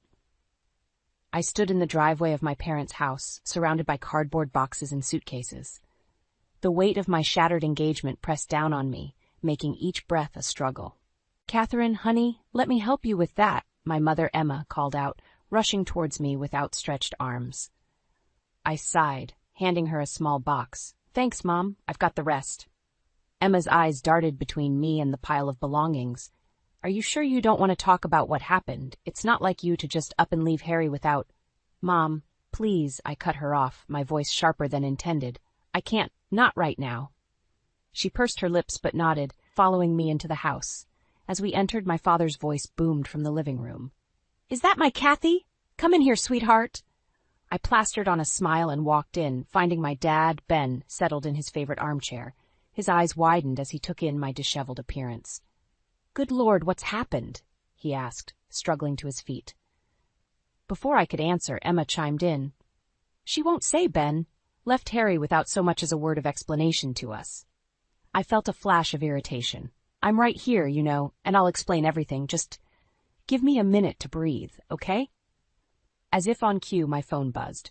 Nina's number flashed on the screen. I excused myself and stepped onto the back porch, my heart racing as I answered. Nina, what's going on? Her voice came through, trembling and low. Catherine, I'm so sorry. I never meant for any of this to happen. Harry, he's not who we thought he was. I leaned against the railing, my knuckles turning white. What do you mean? He's been playing us both, and not just us. There are others, Catherine. So many others. My stomach churned. Others? Nina, what are you talking about? Can we meet? There's so much I need to tell you, but not over the phone, please? I agreed, setting up a meeting at a local coffee shop. As I hung up, I turned to find my mother standing in the doorway, her face a mask of concern. Catherine, what's going on? Who was that? I took a deep breath. Mom, I need to go out for a bit. There's someone I have to meet. Emma's brow furrowed. But you just got here, and your father. I know, I'm sorry, but this is important. I promise I'll explain everything when I get back. Before she could protest further, I grabbed my keys and headed for the door. As I reached for the handle, my father's voice stopped me. Kathy, wait. I turned, bracing myself for another interrogation. Instead, Dad's eyes were soft with understanding. Whatever's happened, whatever you're going through, we're here for you, kiddo. Always. Tears pricked at my eyes as I nodded, unable to speak. I rushed out before the dam could break. The coffee shop was bustling when I arrived. I spotted Nina in a corner booth, her face pale and drawn. As I slid in across from her, she pushed a manila folder towards me. What's this? I asked, my hand hovering over it. Nina's eyes met mine, filled with a mix of fear and determination. Everything I've found out about Harry. The women he's manipulated, the lies he's told, it's all in there. With shaking hands, I opened the folder. Photos spilled out. Harry with different women, some I recognized, others I didn't. There were financial documents, text messages, emails. Oh my God, I whispered, the reality of Harry's deception hitting me full force.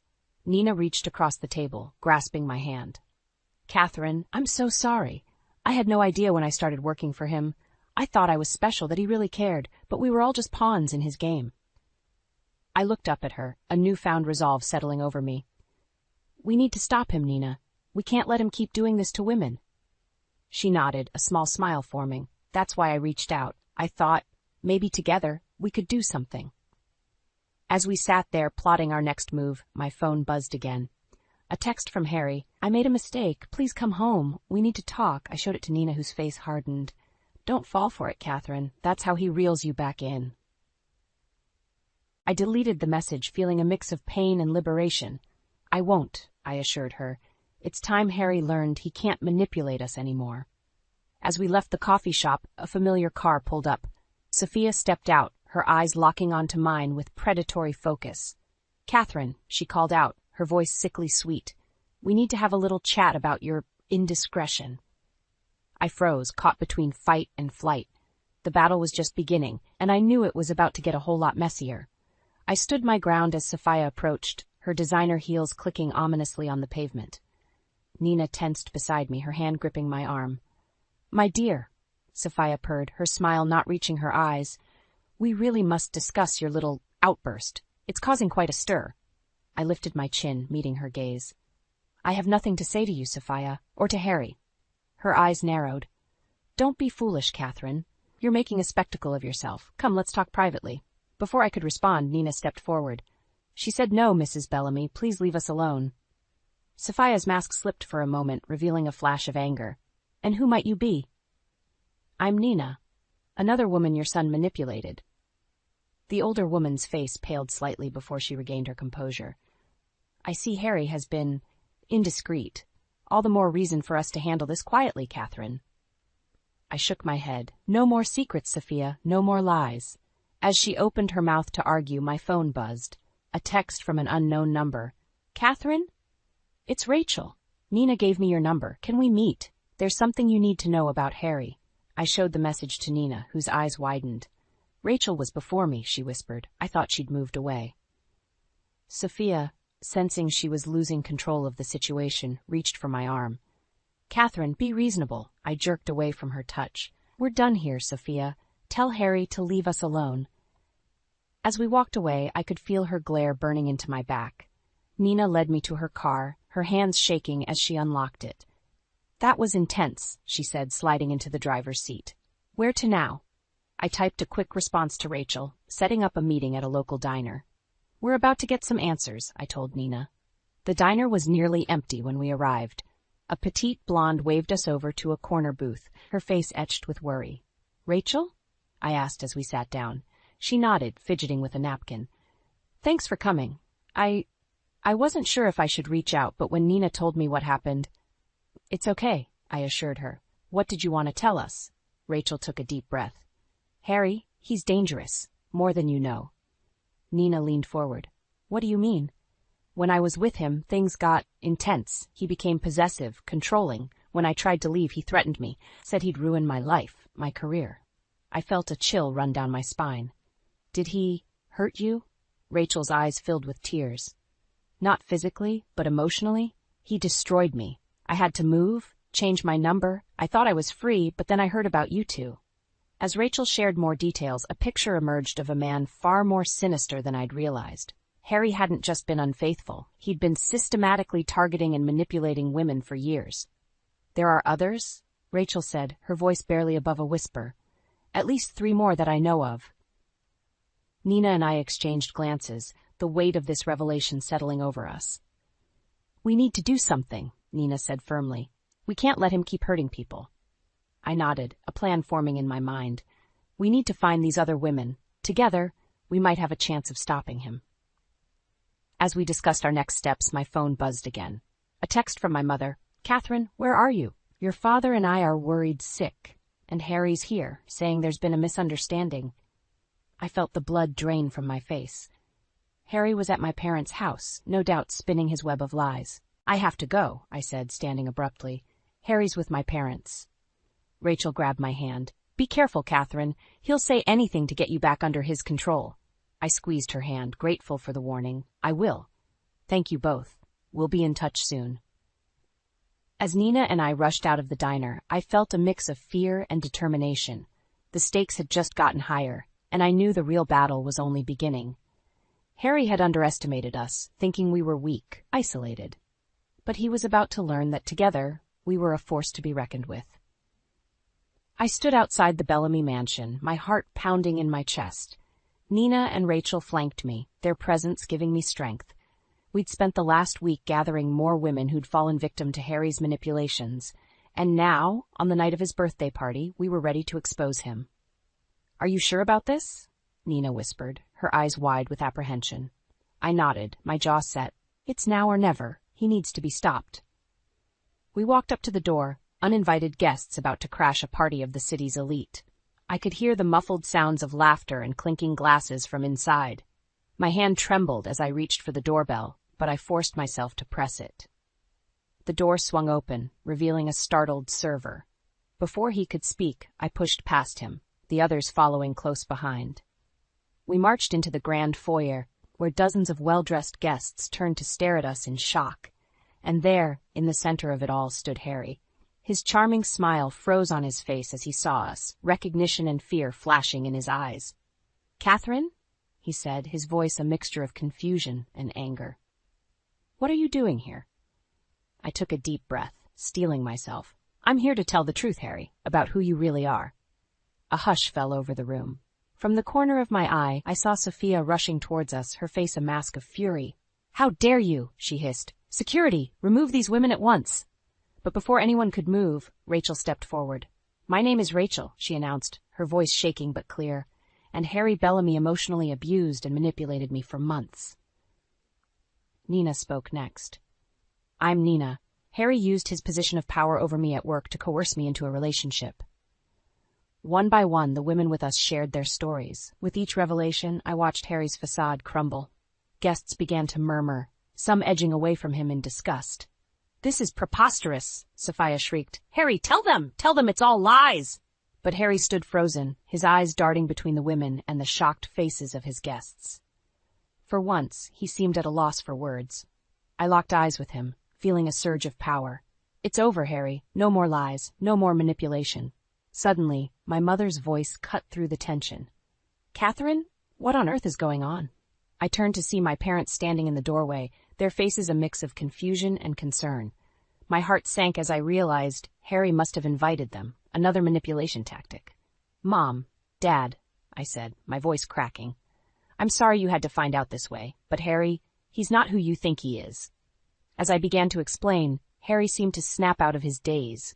He strode towards me, his charm switching on like a light. Catherine, darling, there's been a terrible misunderstanding, he said smoothly. Why don't we discuss this privately? I felt a moment of weakness, the old pull of his charisma tugging at me, but then I felt Nina's hand on my arm, grounding me. No, Harry, I said firmly. No more private discussions. No more secrets. Sophia, seeing her son faltering, stepped in. Everyone, please. This is clearly a misguided attempt at attention. These women are obviously disturbed. That's enough, Sophia, a new voice rang out. I turned to see Jonathan, my childhood friend, pushing through the crowd. I think we've all heard enough to know who's really disturbed here. Harry's face contorted with rage. You, he snarled at Jonathan, you put them up to this, didn't you? Always pining after Catherine, waiting for your chance. Stop it! I shouted, my voice echoing through the room. This isn't about Jonathan or me or any one person. This is about you, Harry, and the trail of destruction you've left behind. The room fell silent, all eyes on us. I could feel the weight of the moment, knowing that whatever happened next would change everything. Harry's mask had slipped, revealing the anger and desperation beneath. Sophia looked ready to explode, while my parents watched in stunned silence. In that moment, I realized there was no going back. The truth was out, messy and painful as it was. Now, I had to decide how to move forward, not just for myself, but for all the women Harry had hurt. I took a deep breath, ready to take the next step in reclaiming my life and helping others do the same. The aftermath of Harry's birthday party unfolded like a slow-motion car crash. I stood in the center of the chaos, watching as the carefully constructed world of the Bellamys crumbled around us. Sophia, her face contorted with rage, turned on Harry. "How could you be so careless?" she hissed. "Do you have any idea what this will do to our reputation?" Harry, for once, seemed at a loss. His charm had evaporated, leaving behind a shell of a man I barely recognized. "Mother, Don't mother me," Sophia snapped. "This is your mess. Fix it." As they bickered, I felt a gentle hand on my arm. I turned to see Jonathan, his eyes full of concern. "Are you okay?" he asked softly. Before I could answer, my parents approached. My mother's face was a mix of confusion and hurt. "Catherine, honey, why didn't you tell us?" I swallowed hard. I was ashamed, Mom. I thought I could handle it on my own." My father's voice was gruff with emotion. "You should never have to handle something like this alone, Kathy." As we talked, I noticed Nina and the other women huddled together, supporting each other. Their strength in the face of adversity filled me with a sense of pride and purpose.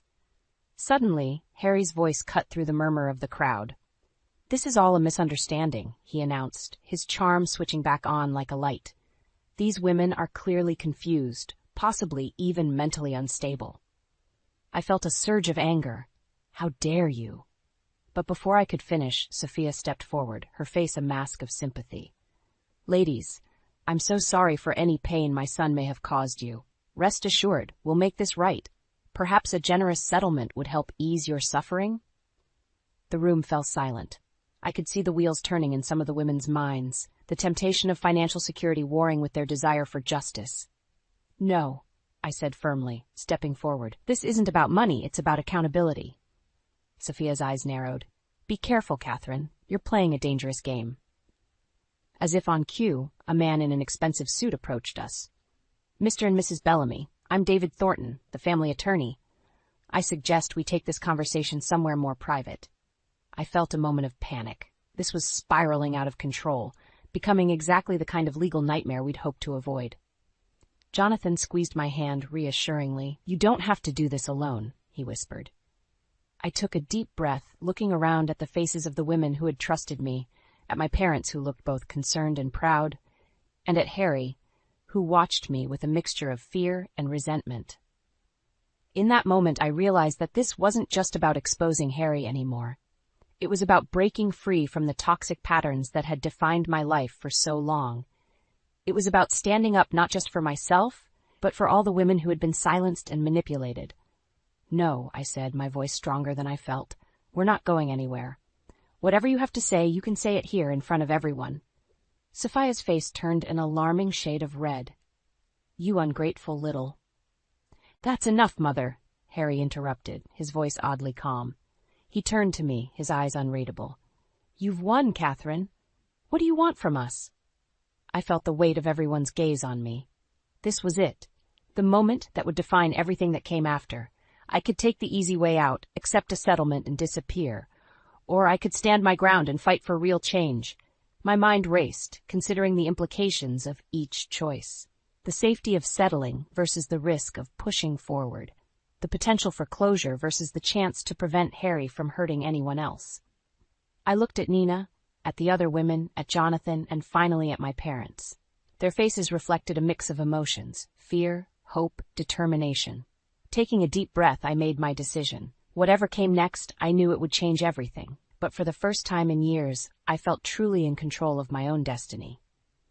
"What I want," I said, my voice steady, "is for the truth to be heard.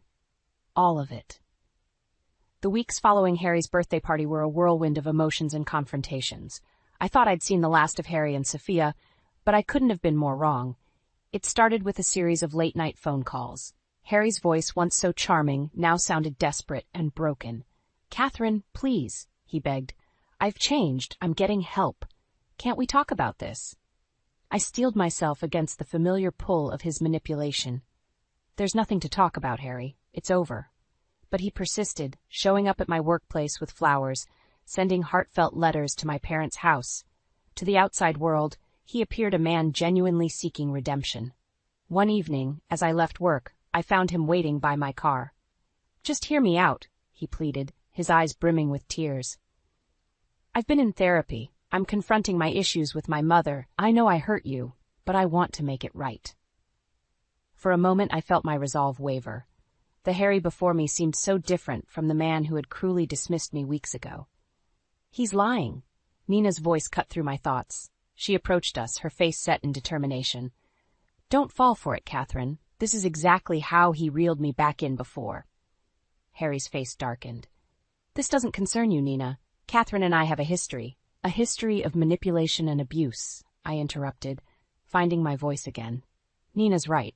This ends now, Harry.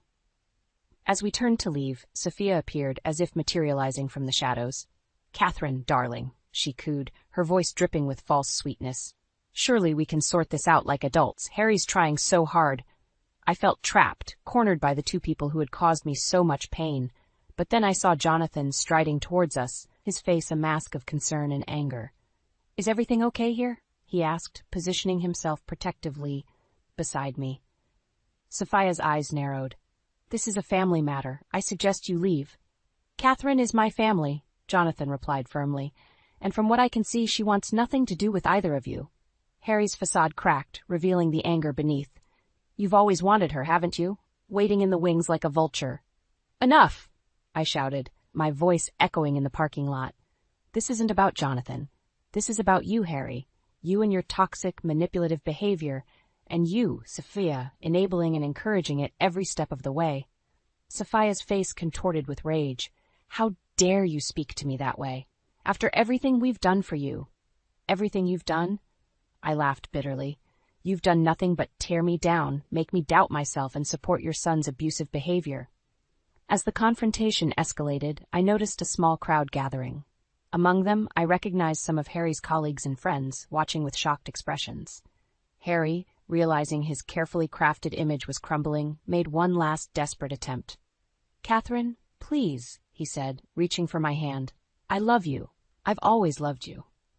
For a split second, I saw the man I thought I had known, the one I had planned to marry. But then I looked into his eyes and saw the truth. The manipulation, the lies, the deep-seated need for control. No, Harry, I said, my voice steady. You don't love me. You never did. You love the idea of me, the version of me you could control and mold to fit your needs. But that person doesn't exist anymore. I turned to Sophia, years of pent-up frustration pouring out. And you're so obsessed with maintaining your perfect family image that you can't see the damage you're doing to your own son. Sophia recoiled as if slapped. You ungrateful little. That's enough, Jonathan interjected, placing a steadying hand on my shoulder. Catherine's made herself clear. It's time for you both to leave. As Harry and Sophia stood there, stunned into silence, I felt a weight lift from my shoulders. But I also knew this wasn't over. The look in Harry's eyes told me he wouldn't give up easily. As we walked away, Jonathan squeezed my hand. Are you okay? I took a deep breath, realizing that for the first time in years I truly was. Yes, I said, but I have a feeling the real battle is just beginning. Little did I know how right I was or how much strength I would need for what was to come. The annual Fulbright family reunion was always a tense affair, but this year the air crackled with an almost unbearable electricity. I stood in my parents' backyard, surrounded by relatives I hadn't seen in years, all of them stealing glances and whispering behind their hands. Catherine, dear, my Aunt Mildred cooed, approaching with a sympathetic smile. We were so sorry to hear about your situation with Harry. Such a shame. I forced a polite smile. It's for the best, Aunt Mildred, really. As she opened her mouth to respond, a hush fell over the gathering.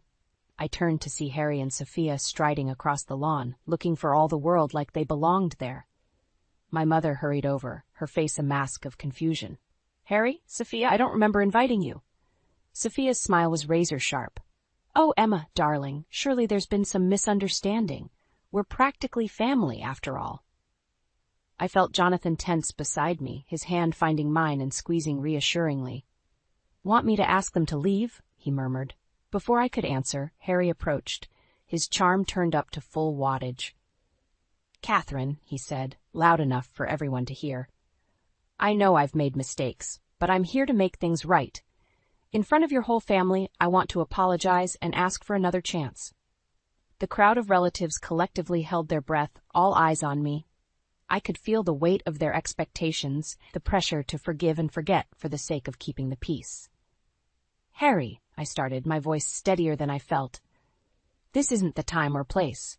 "Oh, I think it's the perfect time and place," Sophia interjected, her voice sickly sweet. "Families should be there to witness reconciliation, don't you think?" My father stepped forward, his face thunderous. "Now listen here." But Harry cut him off, dropping to one knee in a move so theatrical it would have been comical if it weren't so infuriating. "Catherine Fulbright, I've been a fool. Please give me one more chance to prove my love. Marry me, right here, right now." Gasps and murmurs rippled through the crowd. I stood frozen, overwhelmed by the audacity of it all. "She said no, Harry," Nina's voice rang out as she pushed through the crowd. "How many times does she have to reject you before you get the message?" Harry's facade cracked, revealing a flash of the anger beneath. "This doesn't concern you," he snarled. "It concerns all of us," Rachel chimed in, stepping up beside Nina. "All the women you've manipulated and hurt." Sophia's eyes darted between the women, realization dawning. "You ungrateful little hussies," she hissed. "After everything my son has done for you." "Enough!" My mother's voice cut through the chaos like a whip crack. She turned to me, her eyes blazing with a fire I'd never seen before. "Catherine, honey, what do you want? This is your life, your decision." In that moment, with all eyes on me, I felt a clarity I'd never experienced before. I looked at Harry, still on one knee, his expression a mixture of desperation and calculation. I saw Sophia, her mask of civility slipping to reveal the manipulator beneath. And I saw my parents, my friends, and even my gossiping relatives, all waiting to see what I would do. "What I want," I said, my voice growing stronger with each word, "is for you to leave, Harry. You and Sophia both. You've manipulated and controlled me for years, made me doubt myself and my worth. But not anymore." I turned to address the gathered crowd. "I know many of you think I should forgive and forget, take Harry back for the sake of peace. But there can be no peace built on lies and manipulation. I deserve better. We all do." Harry stood slowly, his charm evaporating to reveal cold fury. "You'll regret this, Catherine. You're nothing without me." "No, Harry," I replied, feeling a surge of power. "I'm everything without you. And it's time for you to leave." As Harry and Sophia were escorted out, amidst protests and threats, I felt a weight lift from my shoulders. But I also knew this wasn't over. The look in Harry's eyes told me he wouldn't give up easily, and Sophia's parting glare promised retribution. I turned to face my family and friends, ready for whatever came next. The real battle was just beginning, but for the first time, I felt truly prepared to fight. 6 months after the family reunion showdown, I stood in front of the mirror, adjusting my blazer. The woman staring back at me was someone I barely recognized. Confident, strong, and free from the shadows of her past. "You ready for this?" Jonathan asked, appearing in the doorway. I took a deep breath. "As ready as I'll ever be." We were headed to the courthouse, where Harry was facing charges for financial fraud and harassment. The weeks following the reunion had been a whirlwind of revelations. Harry's carefully constructed facade had crumbled, revealing a web of lies and illegal activities that stretched back years. As we entered the courtroom, I saw Nina and the other women who had come forward. Their faces were a mixture of anxiety and determination. Harry sat at the defendant's table, a shell of his former self. Sophia was nowhere to be seen. Last I'd heard, she'd fled to Europe to escape the scandal. The trial was grueling. Harry's lawyer tried every trick in the book to discredit us, painting us as scorned women out for revenge. But as each of us took the stand, telling our stories, the truth became undeniable. When it was my turn to testify, I locked eyes with Harry. For a moment, I saw a flicker of the charm that had once captivated me, but this time I saw through it to the emptiness beneath. "Catherine," he mouthed, a plea in his eyes. I turned away, focusing on the judge as I recounted years of manipulation and abuse. With each word, I felt the last of Harry's hold on me slipping away. As the verdict was read, guilty on all counts, a collective sigh of relief rippled through the courtroom. It was over. We had won. Outside, surrounded by reporters, I felt a hand slip into mine. I looked up to see my mother, tears in her eyes. "I'm so proud of you, sweetheart," she said, pulling me into a hug. My father joined us, his gruff exterior softened by emotion. "You did good, Kathy, real good." As the crowd dispersed, I found myself face to face with Nina and Rachel. We embraced, united by our shared journey. What now? Rachel asked, her voice tinged with both hope and uncertainty. I smiled, feeling a sense of purpose I'd never known before. Now we help other women. We make sure no one else has to go through what we did. In the weeks that followed, we started a support group for survivors of emotional abuse. Watching women find their strength and reclaim their lives filled me with a joy I'd never imagined possible. One evening, as Jonathan and I walked along the riverfront, he stopped suddenly, turning to face me. "Catherine," he said, his voice serious, "these past months have been incredible. Watching you transform, seeing your strength, it's made me fall in love with you all over again." My heart skipped a beat. "Jonathan, He held up a hand, smiling. "I'm not proposing, not yet. I just want you to know that whenever you're ready, whatever you want our future to look like, I'm here. No pressure, no expectations, just us, figuring it out together." Tears welled in my eyes as I pulled him close. "I love you too," I whispered. As we stood there, the setting sun painting the sky in brilliant hues, I reflected on the journey that had brought me here. The pain, the struggles, the moments of doubt, they had all led to this. I was no longer the woman who let others define her worth.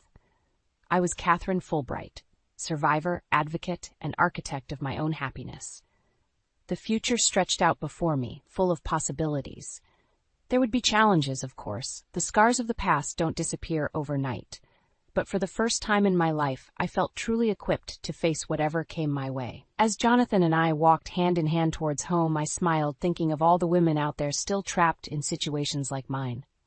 My story wasn't just about personal triumph. It was a beacon of hope, a testament to the power of resilience and the strength found in solidarity. The sun dipped below the horizon, marking the end of one chapter and the beginning of another. Whatever came next, I was ready. Strong, loved, and finally, gloriously free. I froze at the top of the stairs, my heart pounding in my chest. The hushed voices from the kitchen below carried up to me, clear as day in the quiet house. "Rick, you can't hide Jordan from Casey forever. What if she finds out?" My mother-in-law Esther's voice was sharp, even in a whisper.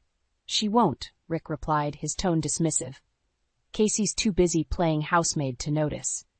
I gripped the banister, my knuckles turning white. 15 years of marriage, and this is what it had come to? My husband discussing his affair with his mother in our kitchen, while I eavesdropped like some pathetic spy in my own home. "You're playing with fire," Esther warned. "Casey may be a doormat, but even doormats have their limits." I bit my lip, fighting back tears. A doormat, is that all I was to them? "Mom, drop it," Rick snapped. "I've got this under control. Casey's not going anywhere." The certainty in his voice made my blood boil. I took a deep breath, steadying myself. They were right about one thing. I wasn't going anywhere, at least not yet. I crept back to our bedroom, my mind racing. How long had this been going on? How could I have been so blind? The next morning, I plastered on a smile as I made breakfast. Rick stumbled into the kitchen, bleary-eyed and hungover. "Morning, honey," I chirped, setting a plate of eggs in front of him. "Sleep well?" he grunted, not meeting my eyes. "Fine, thanks." I turned to the stove, my back to him. "So, how's work been? Any interesting projects?" Same old, he muttered. I spun around, fixing him with a steady gaze. "Really? No one new on your team?" "No. Jordan, maybe?" Rick's fork clattered to his plate. He stared at me, his face pale. "What?" "Jordan," I repeated, my voice steady despite the tremor in my hands. "Your coworker, the one you're sleeping with." "Casey," I held up a hand, silencing him. "Save it, Rick. I heard you and your mother last night." He slumped in his chair, running a hand through his hair. "It's not what you think." I laughed, a harsh sound that surprised even me. "Really, because I think it's exactly what I think. How long?"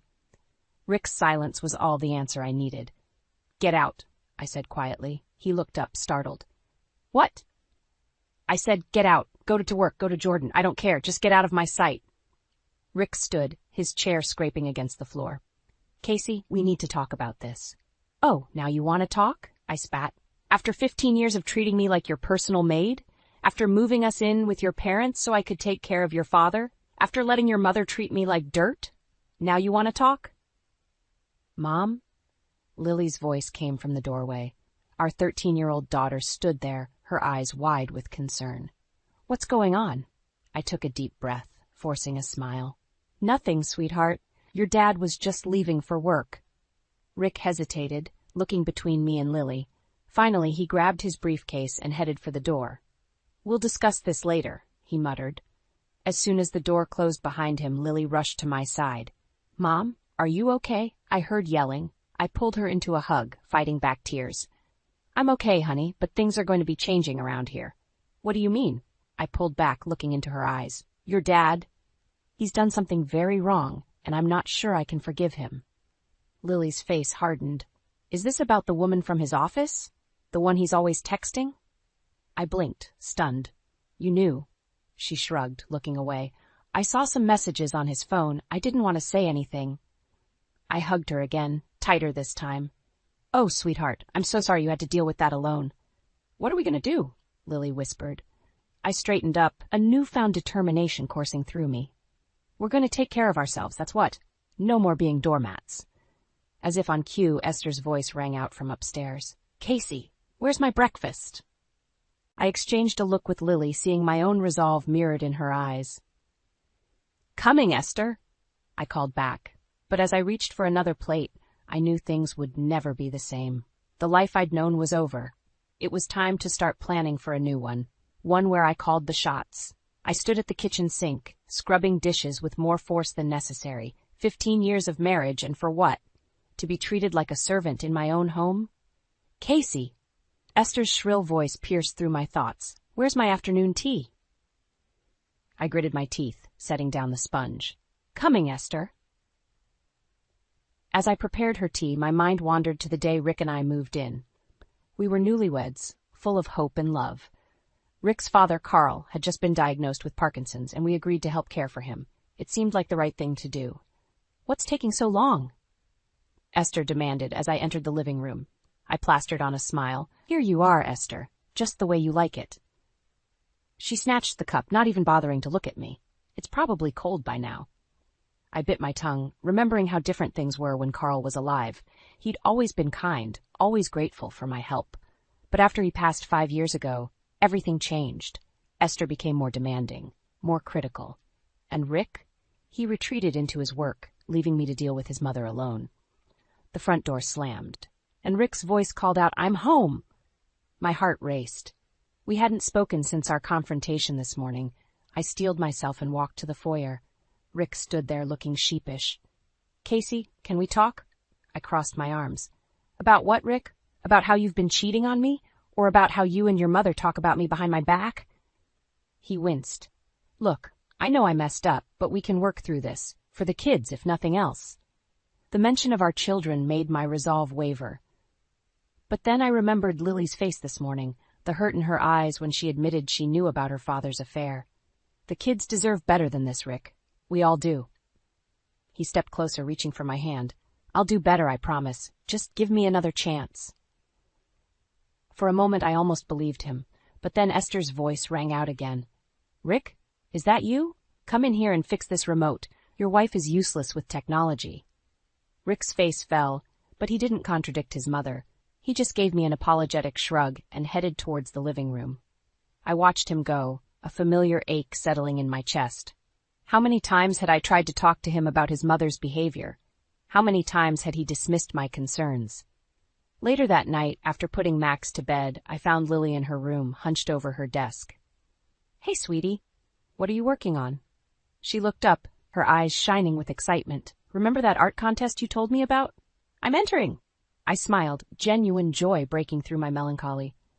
That's wonderful, Lily. Can I see? She hesitated, then nodded, sliding her sketchbook towards me. I gasped as I took in the intricate design.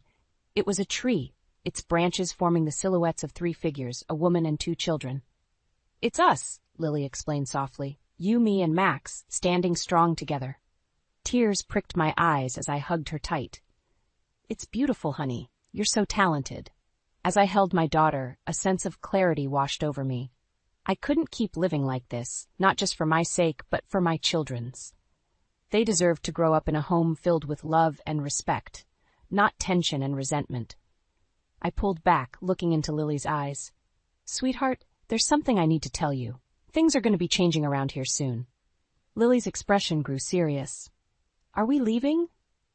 Her perceptiveness startled me.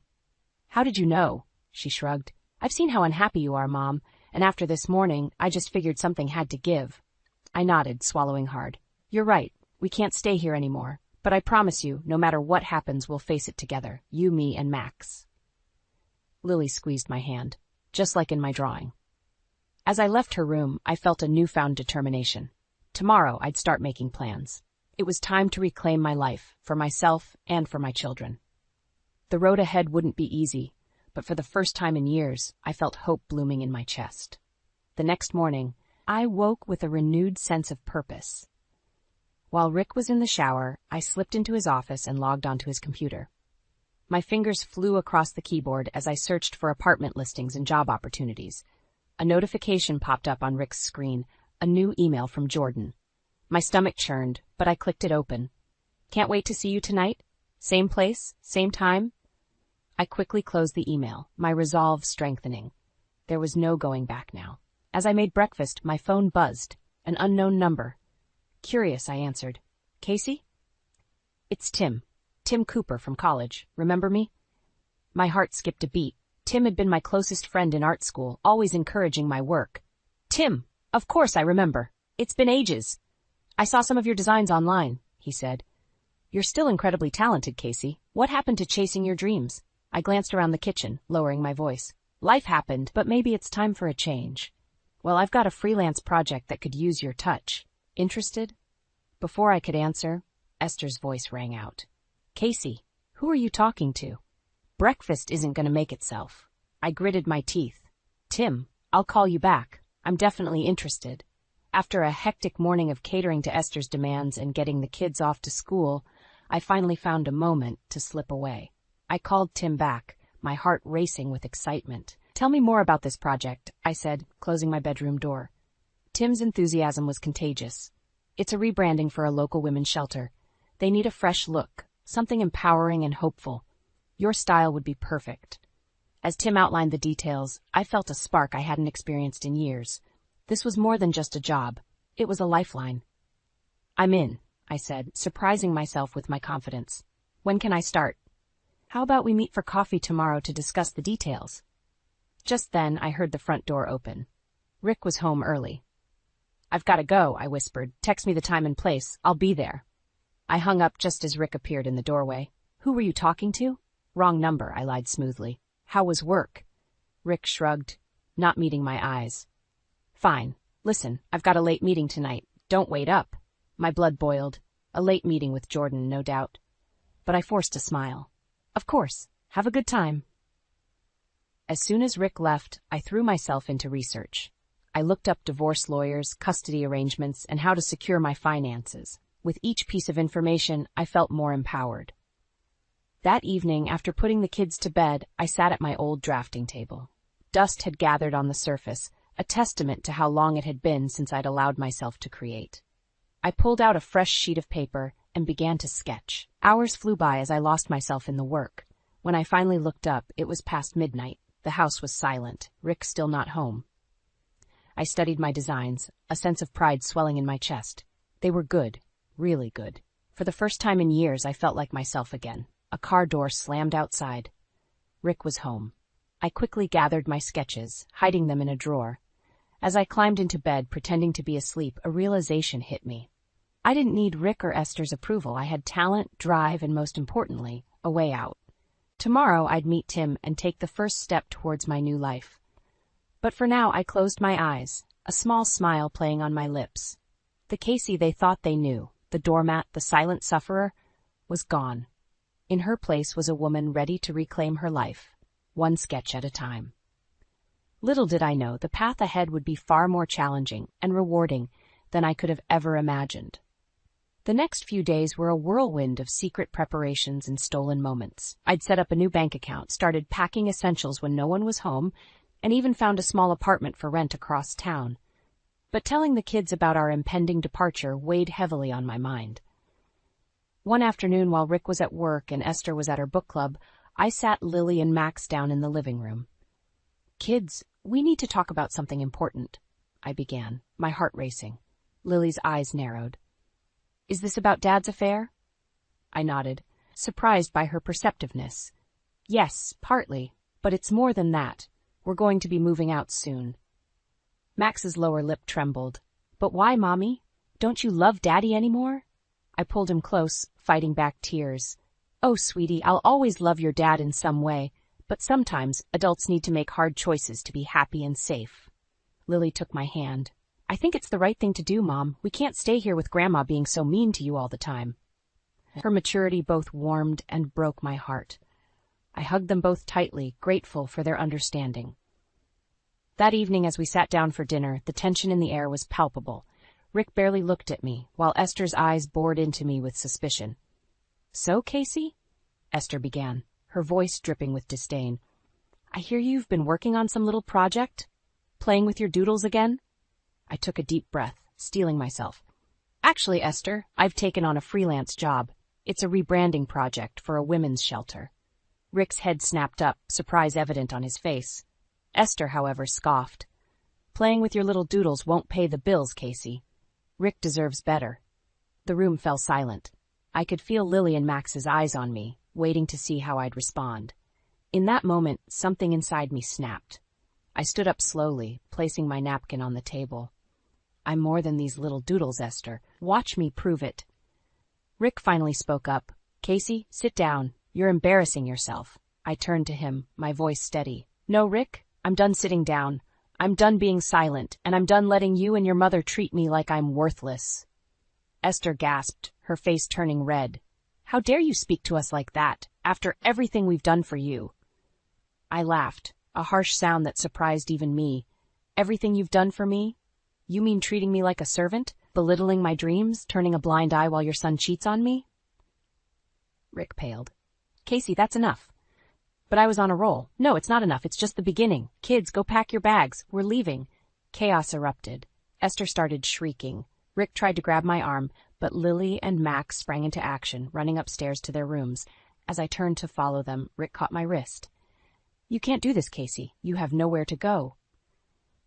I yanked my arm free, meeting his gaze. That's where you're wrong, Rick. I have everywhere to go, and for the first time in years, I'm choosing myself. I raced upstairs, helping the kids gather their things. My hands shook as I threw clothes into suitcases, listening to Rick and Esther's angry voices below. Just as we were about to leave, I remembered my sketchbook. I couldn't leave without it. I dashed into our bedroom, rummaging through drawers. That's when I saw it. A small velvet box, hidden beneath Rick's socks. My curiosity got the better of me, and I opened it. Inside was a stunning diamond necklace. My heart sank as I realized it wasn't for me. It was for Jordan. Footsteps thundered up the stairs. I snapped the box shut, grabbed my sketchbook, and ran out just as Rick burst into the room. Casey, wait! But I was already halfway down the stairs, kids in tow, heading for the door. As we piled into the car, I caught a glimpse of Rick and Esther in the doorway, their faces a mix of anger and disbelief. I started the engine, my resolve stronger than ever. There was no turning back now. Our new life was waiting, and I was ready to embrace it, challenges and all. The morning of our departure arrived with a surreal calm. I woke before dawn, my heart pounding with a mixture of fear and exhilaration. This was it, the day everything would change. I crept downstairs, careful not to wake Rick or Esther. In the dim kitchen light, I pulled out a sheet of paper and began to write. Rick, by the time you read this, the children and I will be gone. I heard everything that night. About Jordan, about your affair, about how little you think of me.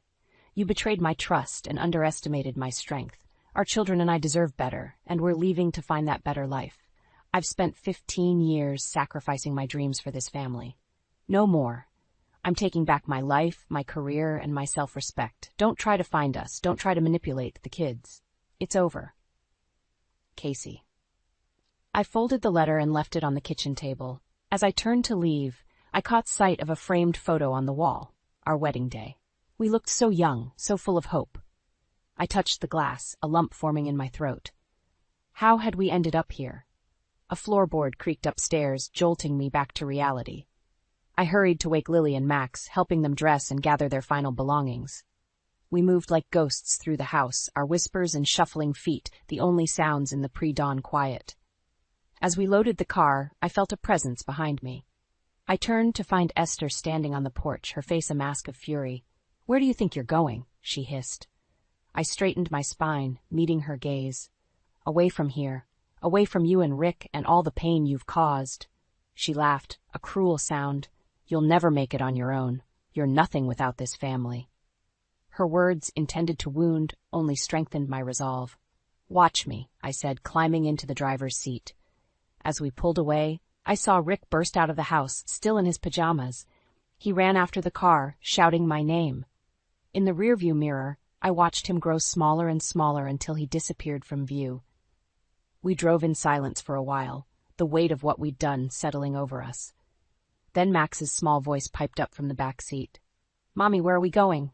I smiled at him in the mirror. "To our new home, sweetie, to our new life." Lily reached forward and squeezed my shoulder. "We're proud of you, Mom."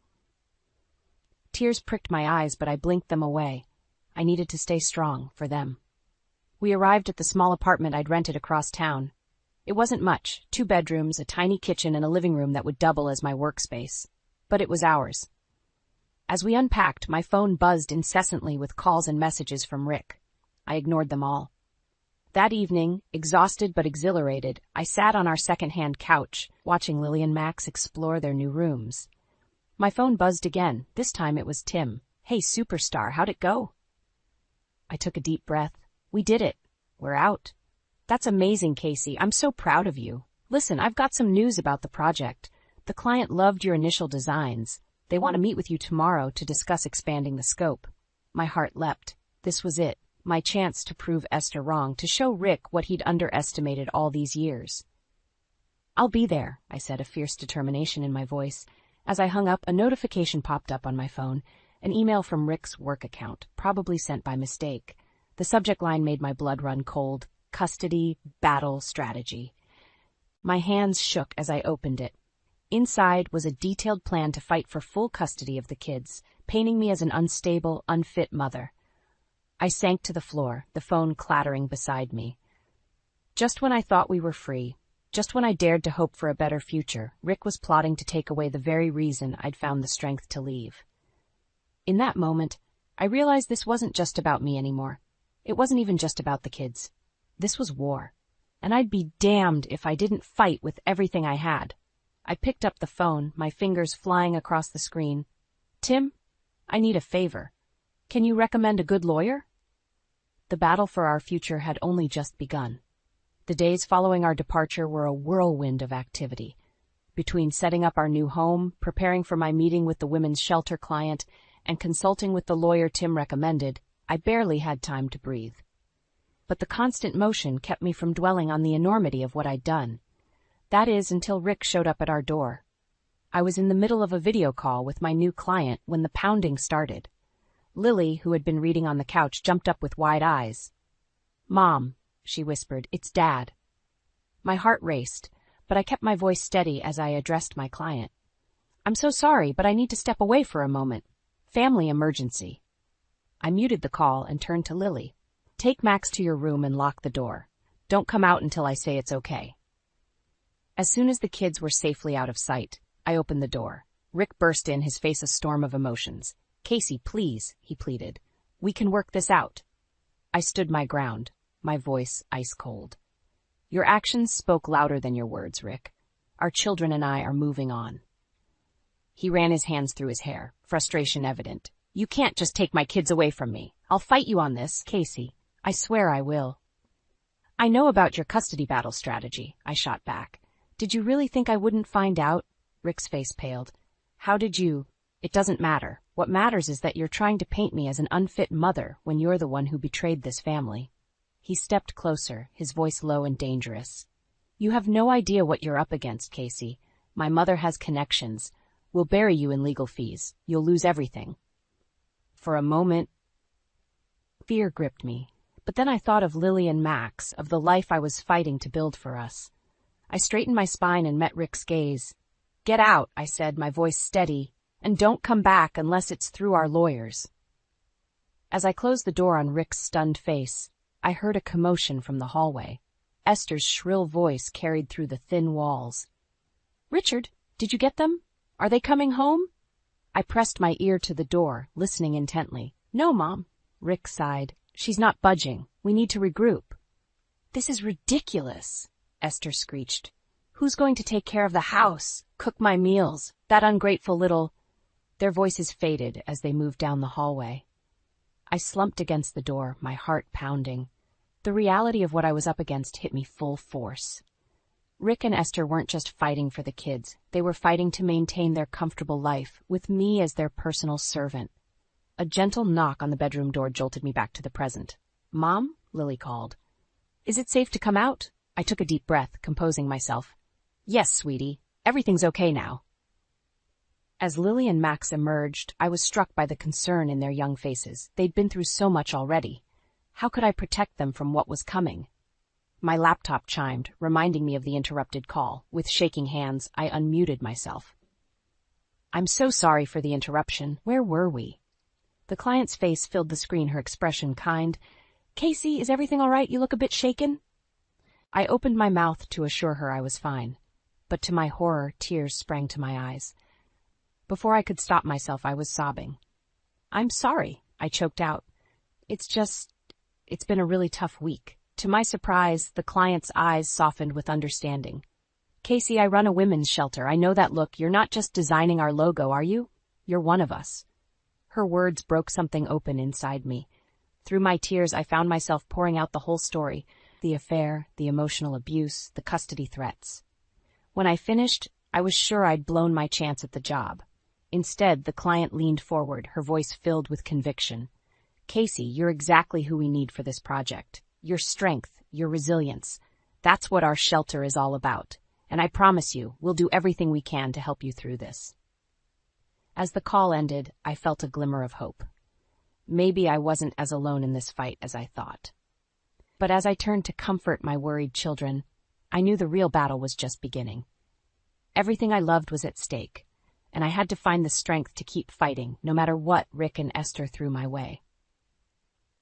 The weeks following Rick's confrontation were a blur of legal meetings, late nights working on the women's shelter project, and stolen moments of normalcy with Lily and Max. I was running on fumes, but the fire of determination kept me going. Then came the day of the custody hearing.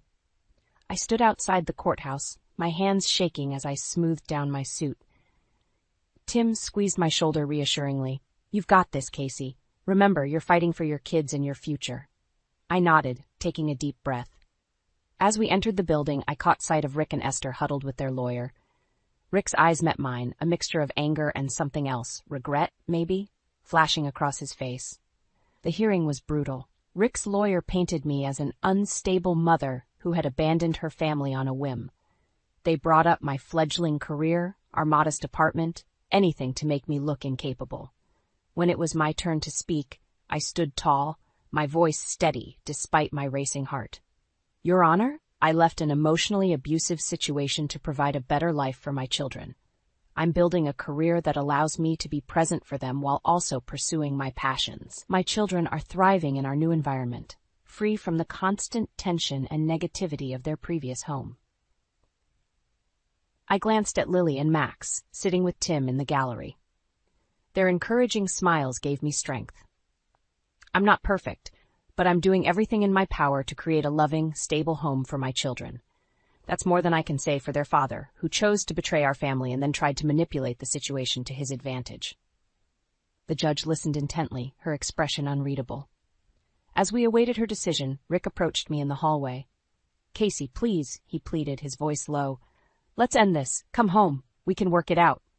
I shook my head, my resolve firm. There's no going back, Rick. You made your choice when you started seeing Jordan. His face darkened.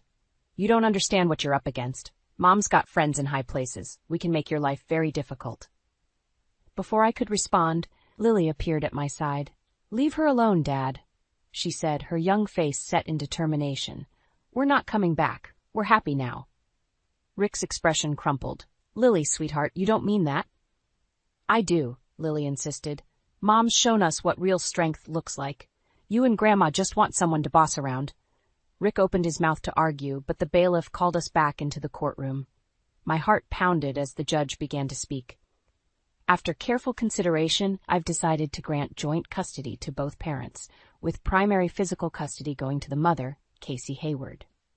Relief washed over me, but it was short-lived. The judge continued, "However, I'm ordering a 3-month probationary period. During this time, Mrs. Hayward must prove she can provide a stable environment for the children. Any slip-ups, any indication that the children's well-being is at risk, and we'll revisit this decision." As we left the courthouse, my mind raced. 3 months to prove myself. 3 months where one mistake could cost me everything. Tim tried to reassure me. "This is good news, Casey. You've got primary custody. That's huge." But I couldn't shake the feeling of dread. "It's not over, Tim. Rick and Esther won't give up that easily." As if on cue, my phone buzzed with a text from an unknown number. My blood ran cold as I read it. "Enjoy your victory while it lasts. We know things about you that would shock the judge. One wrong move, and those kids are coming home where they belong. E." I stared at the screen, my hands shaking. How far would Esther go to get what she wanted? What did she know? As we drove home, Lily's voice broke through my spiraling thoughts. "Mom, are you okay?" I forced a smile, meeting her eyes in the rearview mirror. "I'm fine, sweetheart. We're going to be just fine." But as I gripped the steering wheel, I knew the real battle was just beginning. Everything I loved was hanging by a thread, and I had no idea how to protect it all from the storm that was coming.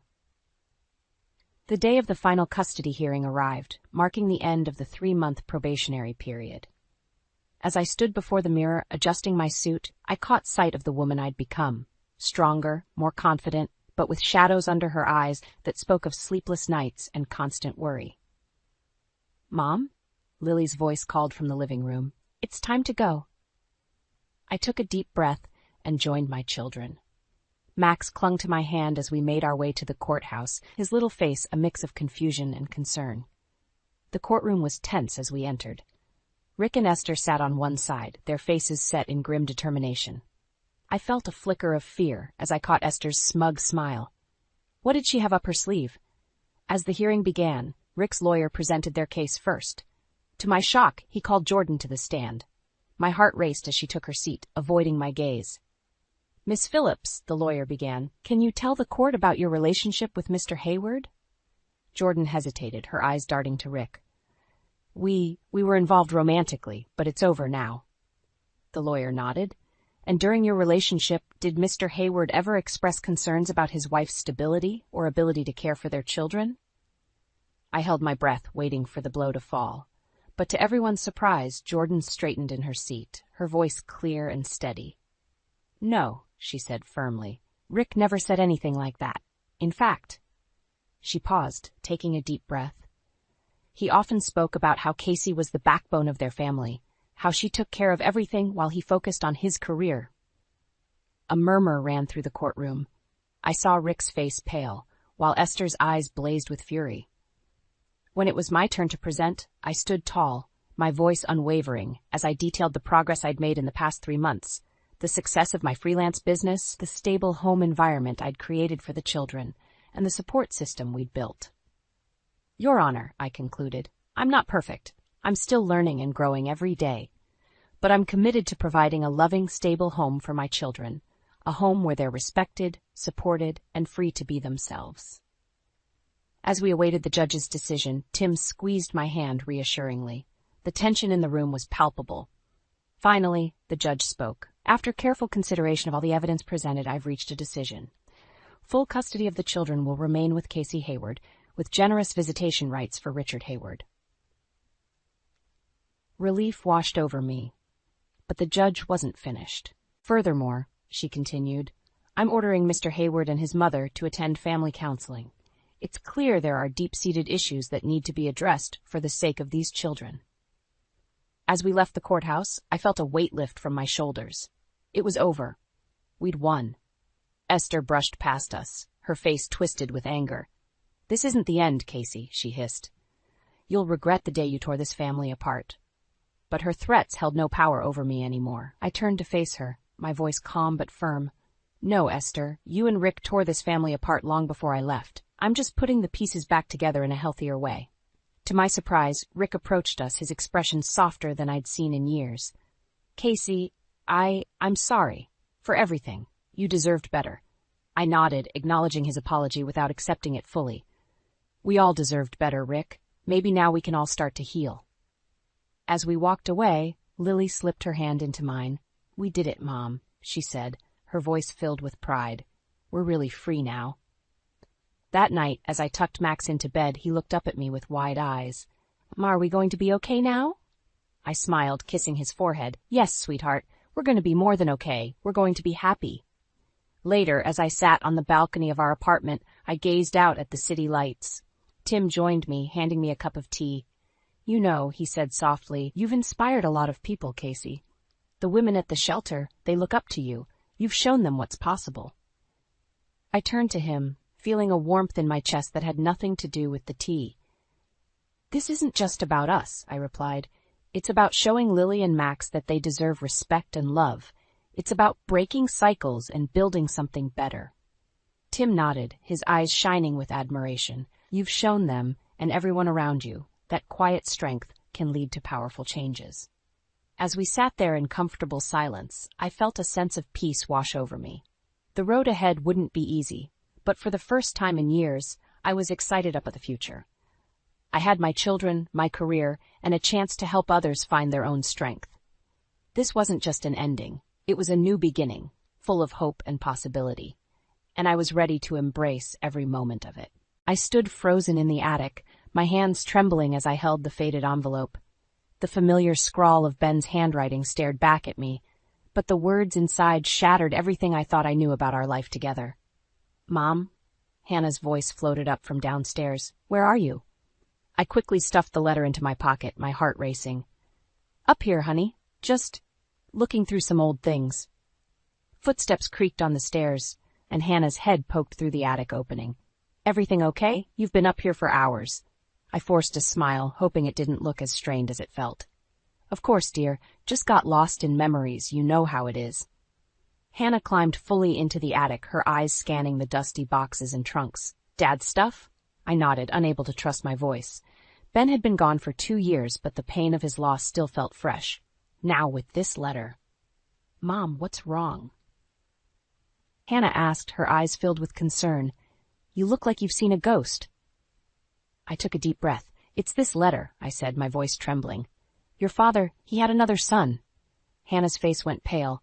What? That's impossible. Dad would never. I thought so too, I interrupted, pulling out the letter, but it's all here, in his own words. A boy named Daniel, from before we were married. He'd be in his 30s now.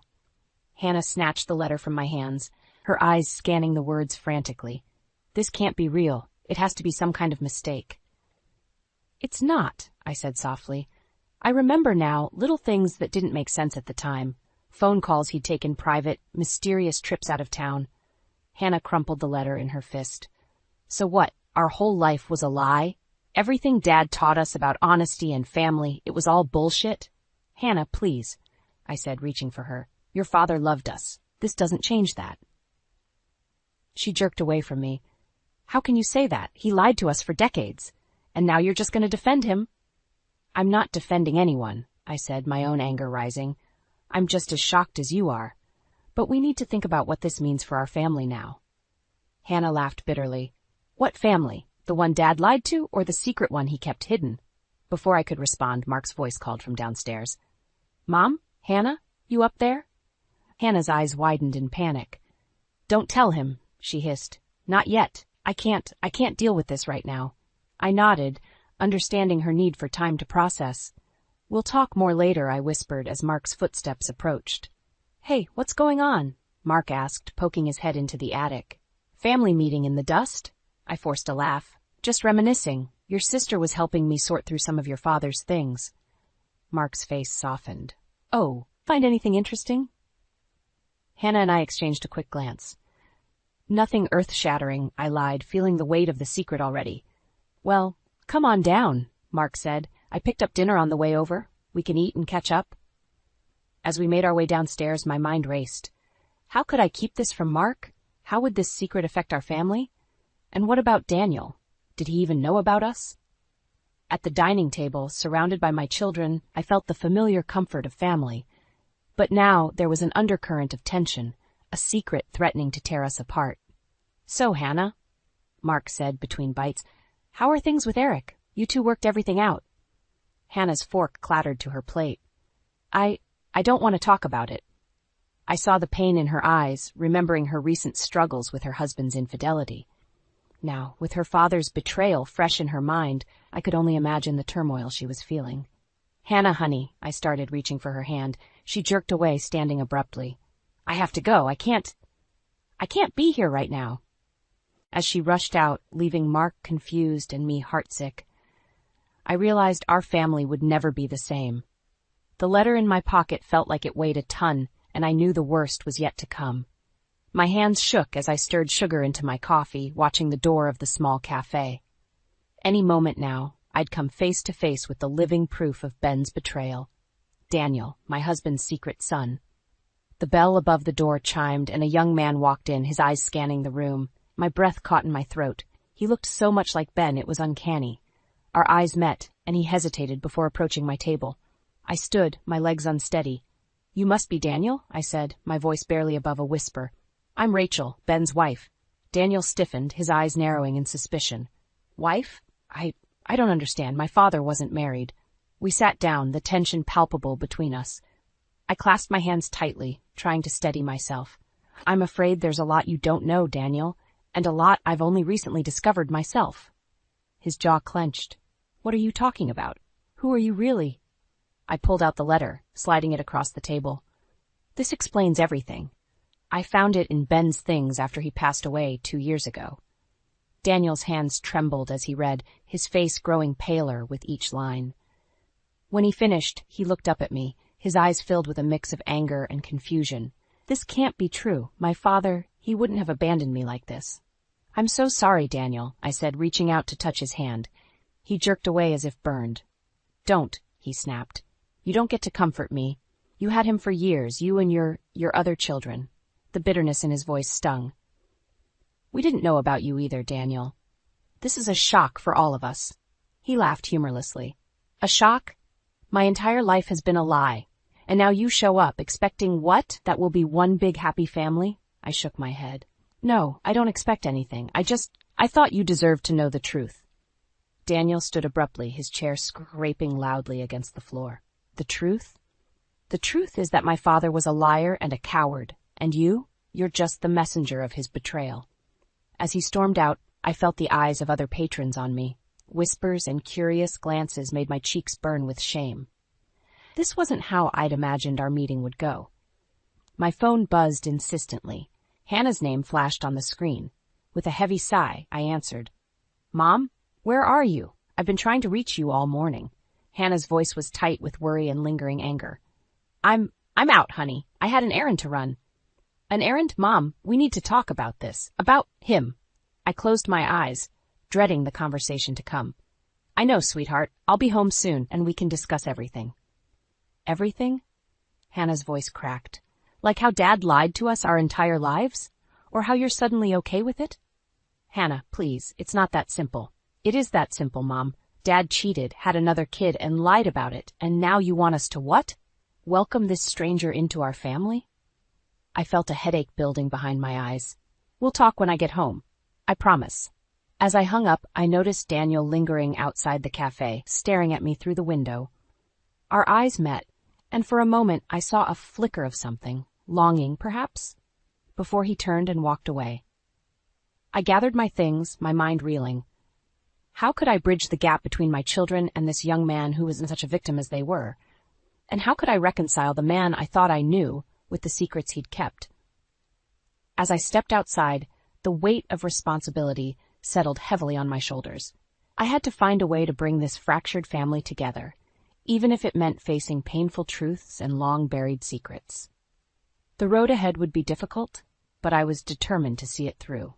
For Ben, for our children, and for the son he never knew. I took a deep breath before opening the front door, bracing myself for the storm I knew was waiting inside. Hannah's car was in the driveway, and I could hear raised voices even before I stepped into the house.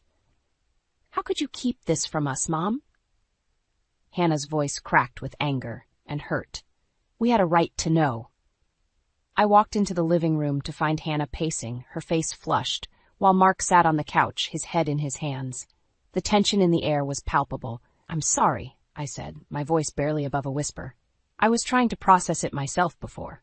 "Before what?" Hannah interrupted. "Before dropping this bomb on us? Another brother? How could Dad hide this from us?"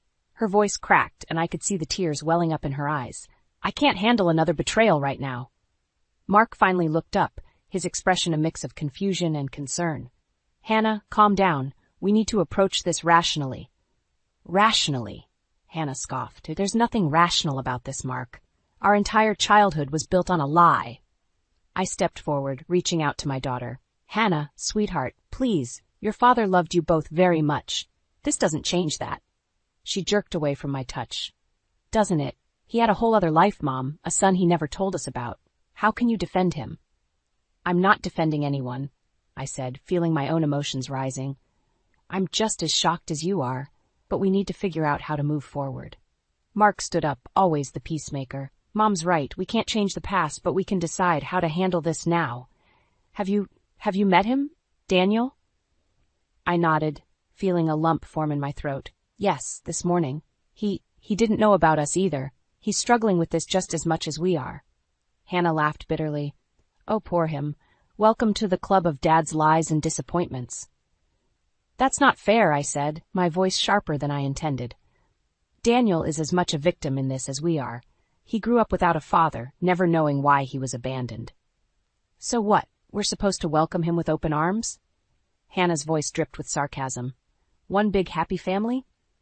Mark intervened, his voice calm but firm. "No one's saying that, Hannah. But we can't just ignore his existence either. He's our brother, whether we like it or not." Hannah's phone buzzed, and she glanced at it, her face darkening. "I have to go. Eric's waiting for me." As she grabbed her purse, I couldn't help but notice the tension in her shoulders, the way her hand shook slightly. "Hannah, is everything okay with you and Eric?" She paused at the door, not turning to face us. "Everything's fine, Mom, just peachy. One big happy family, remember?" The door slammed behind her, leaving a heavy silence in its wake. Mark sighed, running a hand through his hair. "Well, that went about as well as expected."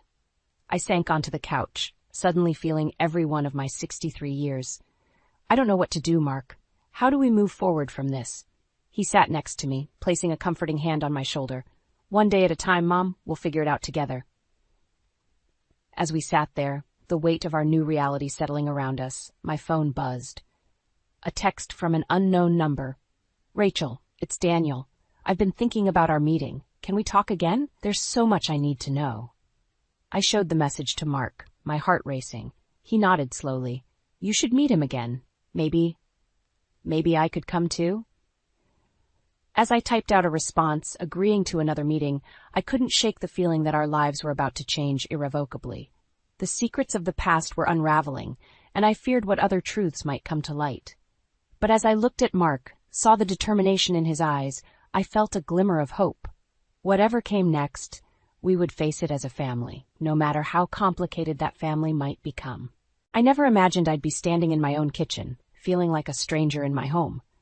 But here I was, watching Daniel, my late husband's secret son, fumble with the coffee maker, his presence a constant reminder of how quickly life can change. "I'm sorry," Daniel muttered, his frustration evident. "I'm not used to fancy machines like this." I stepped forward, gently nudging him aside. "Here, let me show you." As I demonstrated how to use the coffee maker, I couldn't help but notice how much his mannerisms resembled Ben's. It was like seeing a ghost. The front door slammed, making us both jump. Hannah stormed into the kitchen, her eyes blazing when she saw Daniel. "What's he doing here?" she demanded, glaring at me. I took a deep breath, steeling myself. "Daniel's apartment flooded. He needs a place to stay for a few weeks, and I offered our guest room." Hannah's face contorted with anger and disbelief. "You've got to be kidding me. Mom, how could you?" "Hannah, please," I started, but she cut me off. "No, you don't get to Hannah, please me. Not about this." She turned to Daniel, her voice dripping with venom. "You're not even a real part of this family. You're just a mistake from Dad's past." Daniel flinched as if he'd been slapped. I saw a flicker of hurt in his eyes before he masked it with indifference. "Hannah," I exclaimed, shocked by her cruelty. "That's enough. Daniel is your brother, whether you like it or not." He is not my brother, Hannah spat. And you, she pointed at me, her finger shaking, you're betraying Dad's memory by letting him stay here. The accusation hit me like a physical blow. That's not fair, Hannah. Your father. My father was a liar, she interrupted, and now you're carrying on his legacy of deceit. Before I could respond, Mark walked in, stopping short when he sensed the tension. What's going on? Hannah laughed bitterly. Oh, nothing much. Mom's just invited our bastard brother to live with her. One big happy family, right? Mark's eyes widened. Daniel's staying here? I nodded, feeling overwhelmed. It's temporary. His apartment. I don't care about his apartment, Hannah interjected. I care about you choosing him over us. I'm not choosing anyone, I said, my voice rising. I'm trying to do the right thing. The right thing? Hannah scoffed. The right thing would have been telling us the truth from the beginning, but I guess the apple doesn't fall far from the tree when it comes to keeping secrets. Her words stung, bringing tears to my eyes. Hannah, that's enough. I know you're hurting. But you don't know anything, she said, her voice breaking. You have no idea what I'm going through. With that, she stormed out, leaving a heavy silence in her wake. Mark sighed, running a hand through his hair. I'll go talk to her. He gave Daniel an apologetic look before following Hannah. I turned to Daniel, who looked uncomfortable and out of place. I'm so sorry about that. Hannah's going through a difficult time, and... It's okay, he interrupted, his voice soft. Maybe this was a mistake. I should go. As he moved to leave, I felt a surge of determination. No, Daniel, please stay. We can't keep running from this. We're family, and it's time we started acting like it. He hesitated, studying my face. Are you sure? I don't want to cause more problems. I took his hand, squeezing it gently. I'm sure. It won't be easy, but we'll figure this out together. As Daniel nodded, accepting my offer, I realized I'd made a decision that would change everything. By choosing to embrace Daniel as part of our family, I was opening the door to more conflict, more pain, but also the possibility of healing and growth. Looking at Daniel's grateful expression, I knew I'd made the right choice, even if it meant facing Hannah's wrath and navigating the complicated emotions that came with integrating a long-lost family member. Whatever challenges lay ahead, we would face them as a family. A new, expanded, and admittedly fractured family, but a family nonetheless. The tension in the house was palpable as I prepared dinner, the clatter of pots and pans doing little to drown out the silence between Daniel and Hannah. Mark had come over, ostensibly to help with the meal, but I knew he was here to play peacekeeper. Hannah, could you set the table? I asked, hoping to involve her in some way. She rolled her eyes but complied, slamming drawers as she gathered silverware. Daniel winced at each loud noise, his discomfort evident. Mark cleared his throat. So, Daniel, what do you do for work? Before Daniel could answer, Hannah interjected. Why bother asking? He'll probably just lie like Dad did. Hannah, I snapped, my patience wearing thin. That's enough. Mark stepped between them, his voice calm but firm. I don't like this any more than you do, he said to Daniel, but we're family now. We have to make this work. Daniel offered a reluctant nod, and for a moment I saw a glimmer of hope. Maybe, just maybe, we could find a way through this. But then Hannah's phone buzzed, and her face darkened as she read the message. Without a word, she grabbed her keys and headed for the door. Hannah, where are you going? I called after her. Out, she replied curtly. Don't wait up. As the door slammed behind her, I felt a knot of worry form in my stomach. Something was wrong, beyond just the tension with Daniel. Mark sighed, running a hand through his hair. I'll go after her, make sure she's okay. I nodded gratefully, watching as he left. Alone with Daniel, I felt the weight of everything pressing down on me. I'm sorry, Daniel said softly. I never meant to cause so much trouble. I turned to him, seeing the genuine remorse in his eyes. It's not your fault, Daniel. This situation, it's complicated for all of us. As we finished preparing dinner in silence, my mind raced. How could I bridge the gap between my children and this young man who was as much a victim of circumstances as they were? Just as we were sitting down to eat, my phone rang. It was Mark. Mom. His voice was tight with worry. I followed Hannah. She's outside Eric's office, and I think she's spying on him. My heart sank. What? Why would she? I don't know, but she looks upset. I think she suspects he's cheating again. The pieces suddenly fell into place. Hannah's erratic behavior, her increased hostility, the secretive phone calls. How had I missed the signs? I'm coming, I said, already reaching for my keys. Stay with her, Mark. Don't let her do anything rash. I turned to Daniel, who looked concerned and confused. I have to go. Hannah's in trouble. Will you be okay here?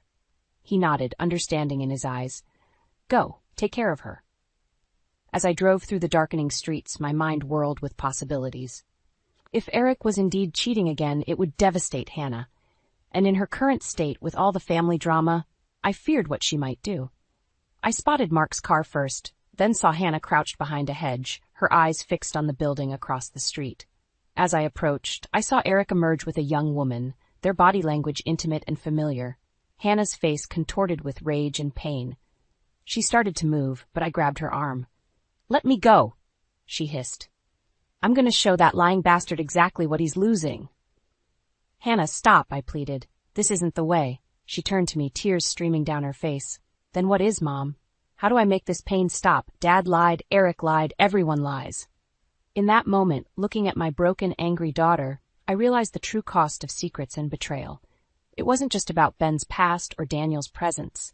It was about trust, about the very foundation of our family. I pulled Hannah into a tight embrace, feeling her resistance melt as she sobbed against my shoulder. Over her head, I met Mark's worried gaze, and beyond him, I saw Daniel approaching cautiously, having followed us out of concern. In that moment, I knew I had to make a choice. We couldn't go on like this, tearing each other apart. Something had to change, and it had to start with me. We're going home, I said firmly. All of us. It's time we faced the truth. All of it together. As we walked back to our cars, I felt the weight of the decision I'd just made.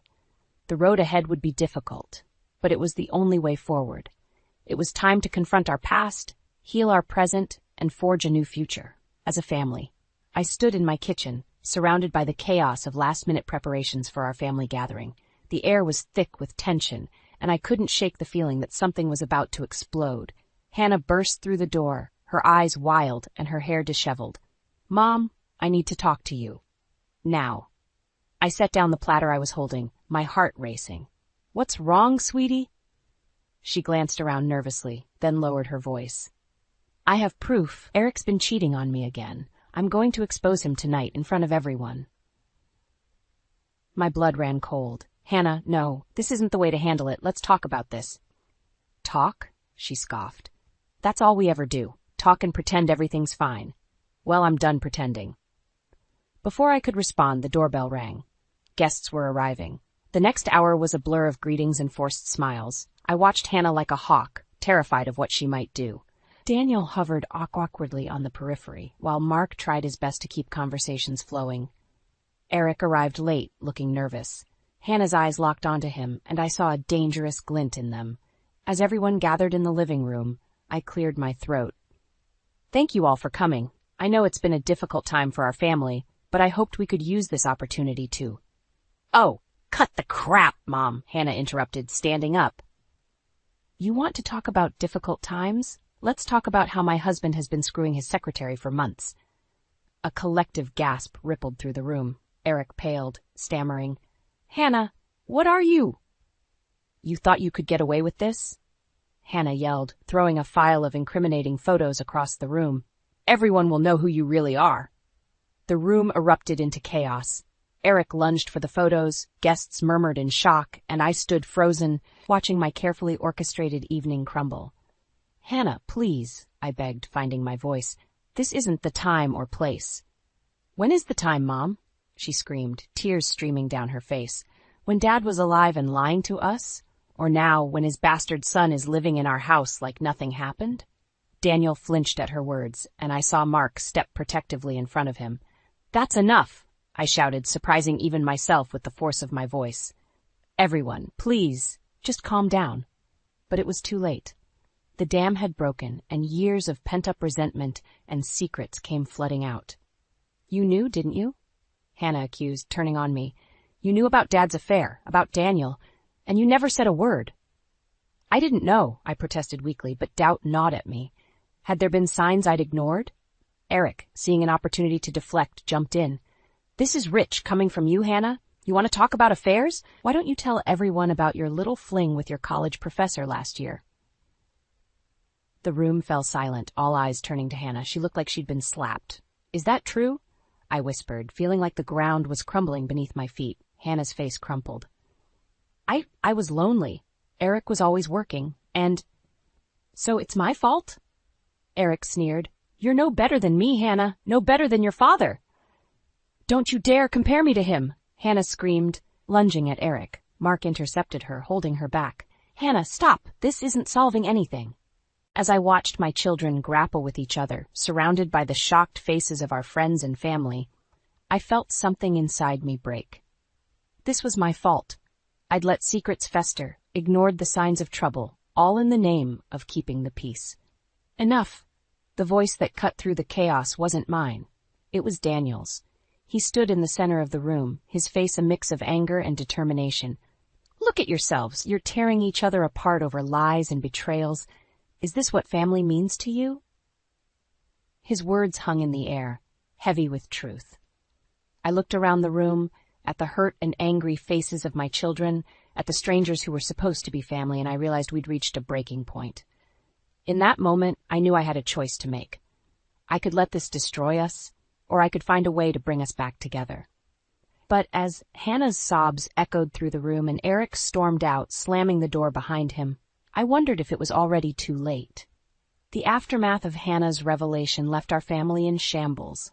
Guests had hurriedly departed, leaving behind a deafening silence punctuated only by Hannah's muffled sobs from upstairs.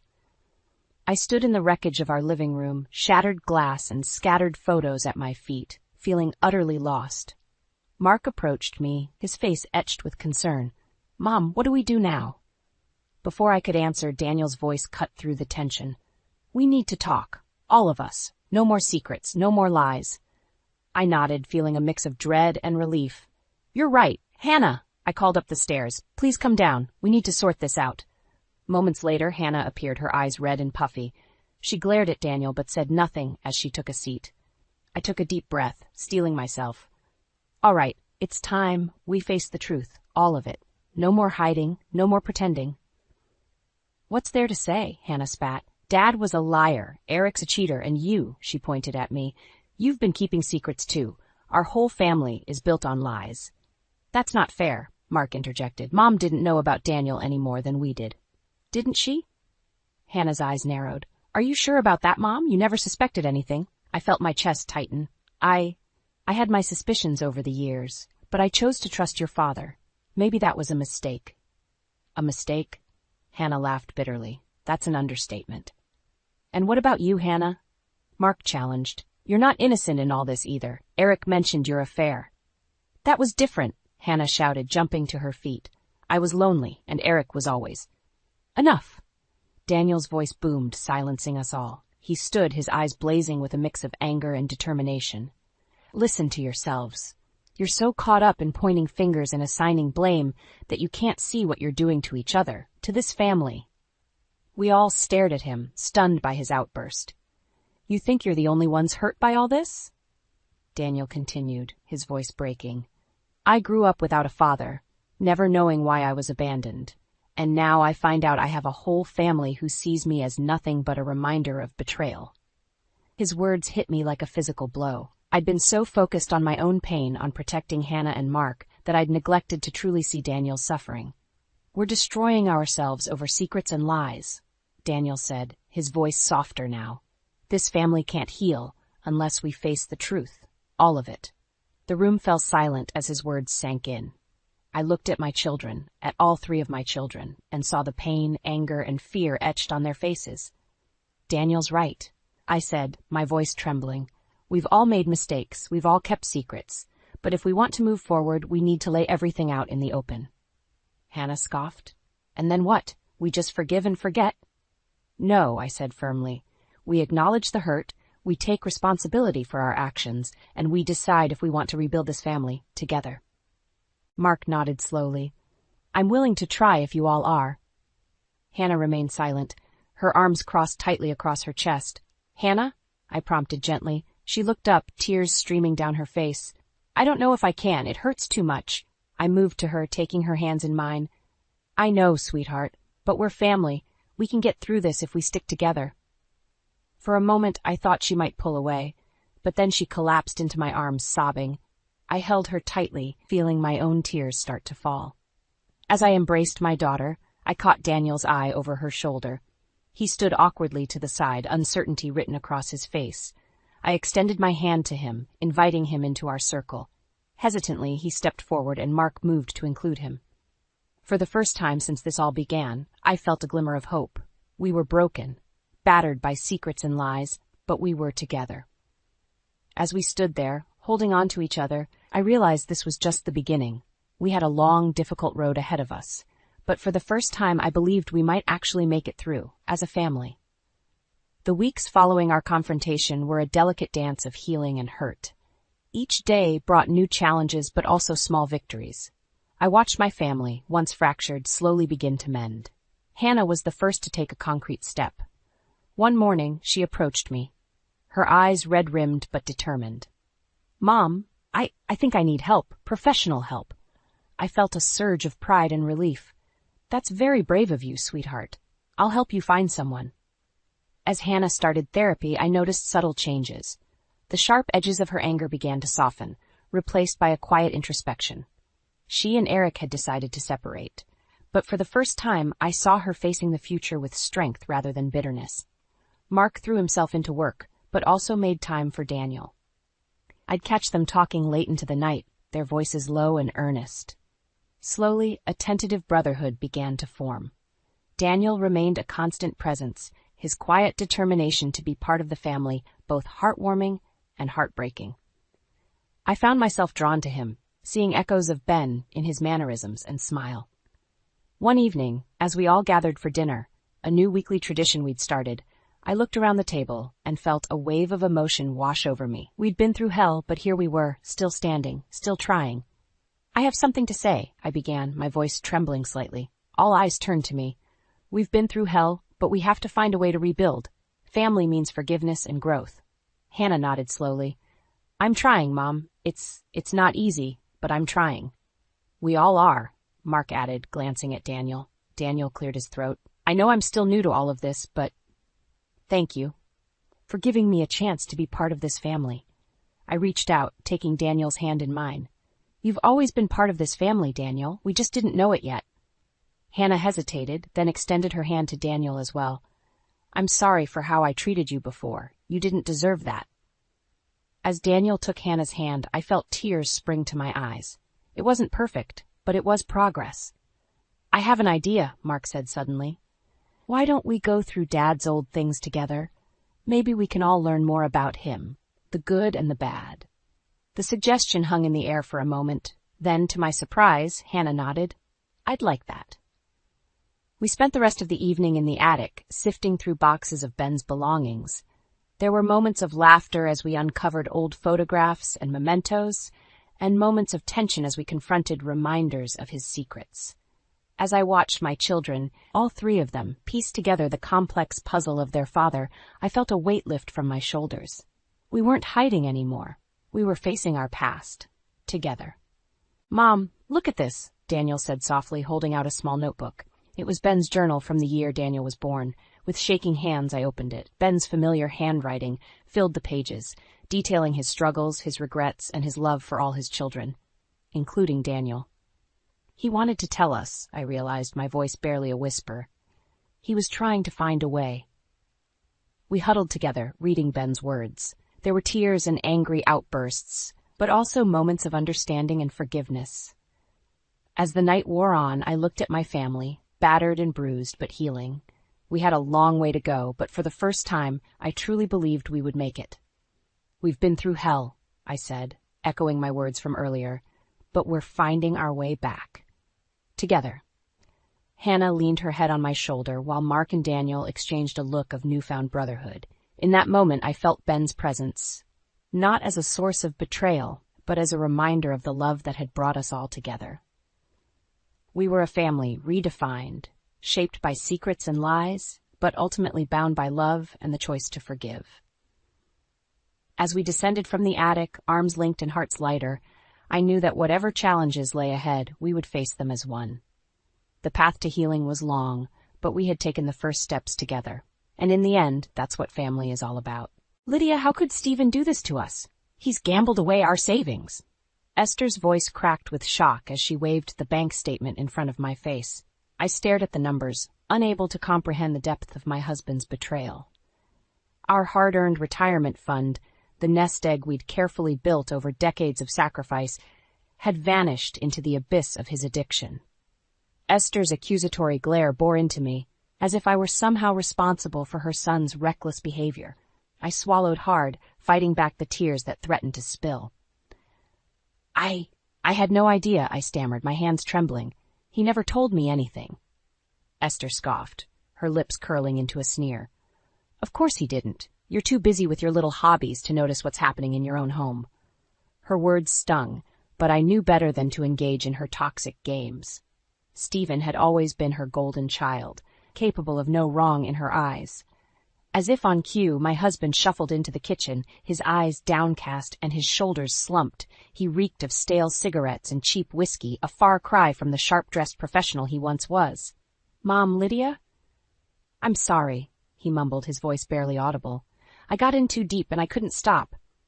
Esther rounded on him, her fury palpable. You foolish boy, how could you do this to your family? Your wife and children deserve better than a deadbeat gambler. Stephen flinched, shrinking under his mother's wrath. I wanted to defend him, to remind Esther that he was a grown man, not the little boy she still saw him as, but the words died on my lips, choked by the weight of his betrayal. In that moment, I realized the true gravity of our situation. With our savings gone, we would be forced to rely on Esther's meager pension and my modest retirement income. The comfortable life we had built for ourselves was crumbling before our eyes. Esther turned to me, her eyes narrowed. You'll have to take me in, Lydia. I can't afford to live on my own anymore. I opened my mouth to protest, but the words never came. What choice did I have? Stephen had squandered our financial security, and his mother was now our responsibility. As I nodded my reluctant agreement, I couldn't help but feel the invisible chains of obligation tightening around me. Our once peaceful suburban home was about to become a battleground, and I feared I was ill-equipped for the war that lay ahead. Lydia, this food is awful. You never had any sense of taste, Esther complained, pushing the plate away with a look of disgust. I bit my tongue, fighting back the urge to defend my cooking.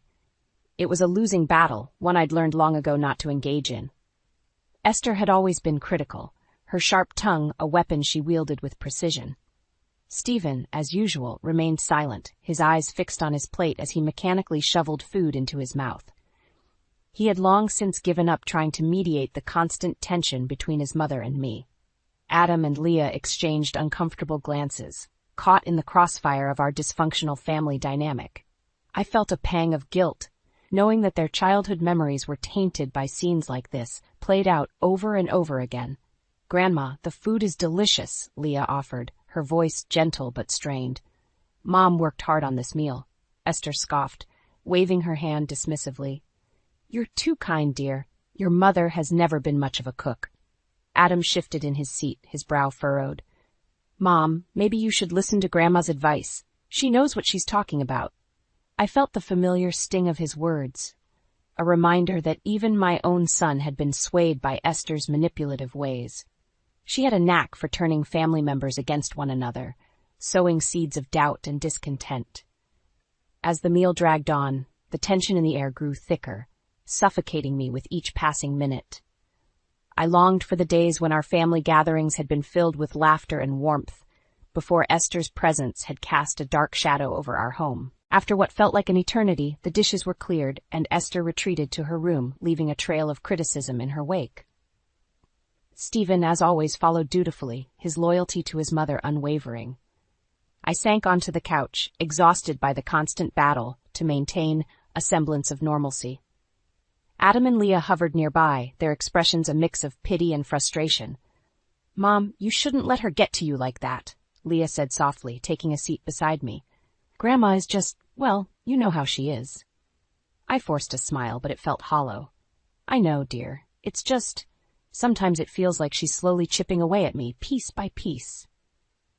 Adam shook his head, his jaw set in a familiar stubborn line. You're too sensitive, Mom. Grandma's just trying to help in her own way. I wanted to argue, to make him see the truth about Esther's manipulative behavior, but I knew it would be futile. He was too deeply entrenched in her web of lies and deceit. As I watched my children leave, each carrying their own burdens of family drama, I couldn't help but feel a sense of hopelessness. Esther's grip on our lives seemed unbreakable, and I feared that the fractures within our family would only continue to widen. Mom, you've always been so stubborn. You should listen to Grandma, Adam lectured me coldly, his arms folded across his chest. I felt a familiar pang in my heart as my own son sided with Esther, his grandmother's poisonous words seeping into his mind like a slow-acting venom. It was a scene that had played out countless times, but the sting never dulled. Beside him, Rebecca nodded in agreement, her lips curved into a smug smile. She had quickly become Esther's ally, feeding into the toxic dynamic that had taken root in our home. Adam, please, I pleaded, my voice strained. Can't you see what she's doing? She's trying to turn us against each other. He scoffed, shaking his head dismissively. You're just being paranoid, Mom. Grandma only wants what's best for us. I wanted to scream, to shake him until he saw the truth, but I knew it would be futile. Esther had sunk her claws into him long ago, and her grip was unrelenting. Stephen, as always, remained silent, his eyes downcast as he retreated to the shadows of our crumbling marriage. He had long since abdicated his role as a husband and father, content to let Esther dictate the course of our lives. Leah, my sweet, sensitive daughter, watched the exchange with a pained expression. She had always been caught in the crossfire, torn between her loyalty to her family and her desire for peace. Mom, Dad, please, she implored, her voice trembling. Can't we just get along? Tom and I are getting married soon, and I don't want this drama to overshadow our special day. I felt a surge of guilt, knowing that my daughter's happiness was being tainted by the toxic environment we had created. She deserved better, a loving family to support her as she embarked on this new chapter of her life. But Esther was having none of it. Don't be ridiculous, Leah, she snapped. Your mother is the one causing all the problems. If she would just listen to me, everything would be fine. I clenched my fists, biting back the retort that burned on my tongue. Esther thrived on conflict, reveling in the chaos she sowed within our family. As the argument escalated, I felt myself retreating inward, a protective shell forming around my battered heart. I had always prided myself on being a strong, capable woman, but Esther's relentless attacks had slowly chipped away at my confidence, leaving me doubting my worth as a wife and mother. In that moment, a seed of defiance took root within me. I couldn't continue living like this, trapped in a cycle of toxicity and abuse. Something had to change, and I knew it would have to start with me. As my family dispersed, each retreating to their respective corners, I made a silent vow. I would find a way to regain control of my life, to break free from Esther's suffocating grip.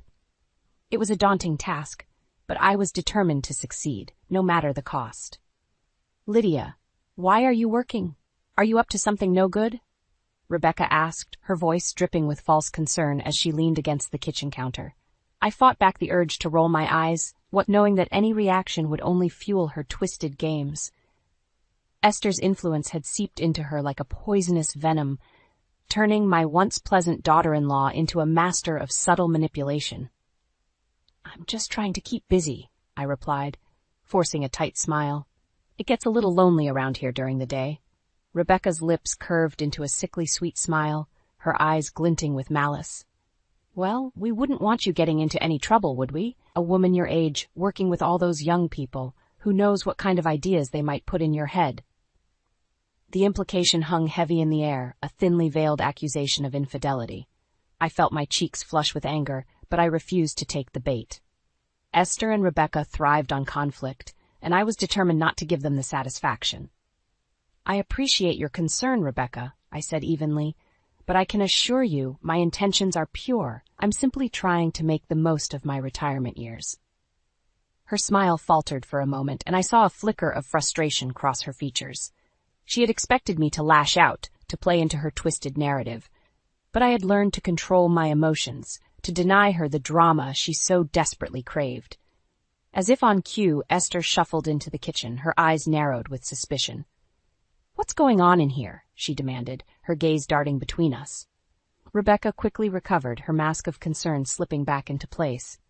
"I was just asking Lydia about her new job," she said innocently. "I'm a little worried about her, that's all." Esther's lips curled into a sneer as she turned her attention to me. "A job? At your age? What could you possibly need to work for?" I took a deep breath, steeling myself for the onslaught. "It's just a part-time position at the community center," I explained calmly. "It gives me something to do during the day, and a little extra income never hurts." Esther scoffed, her eyes boring into me with contempt. "Extra income? Don't be ridiculous. We both know Stephen's gambling has left us in a precarious financial situation. You're up to something, Lydia, and I intend to find out what it is." I opened my mouth to protest, but the words died on my lips. What was the point? Esther had already made up her mind, and no amount of reasoning would sway her. She was determined to paint me as the villain, the one responsible for the fractures that had torn our family apart.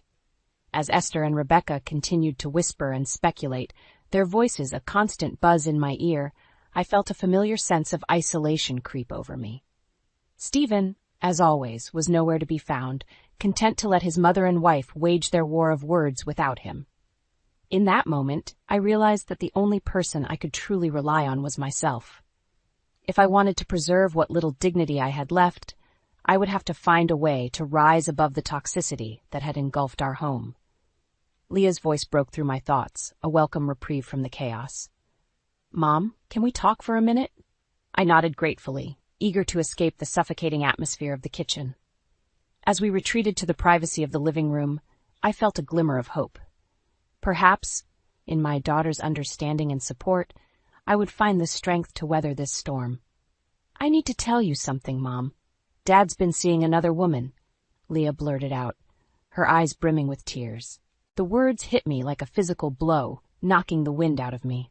I stared at my daughter, unable to process what she had just revealed.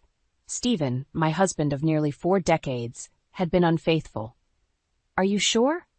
I managed to choke out, my voice barely above a whisper. Leah nodded, her lips pressed into a tight line.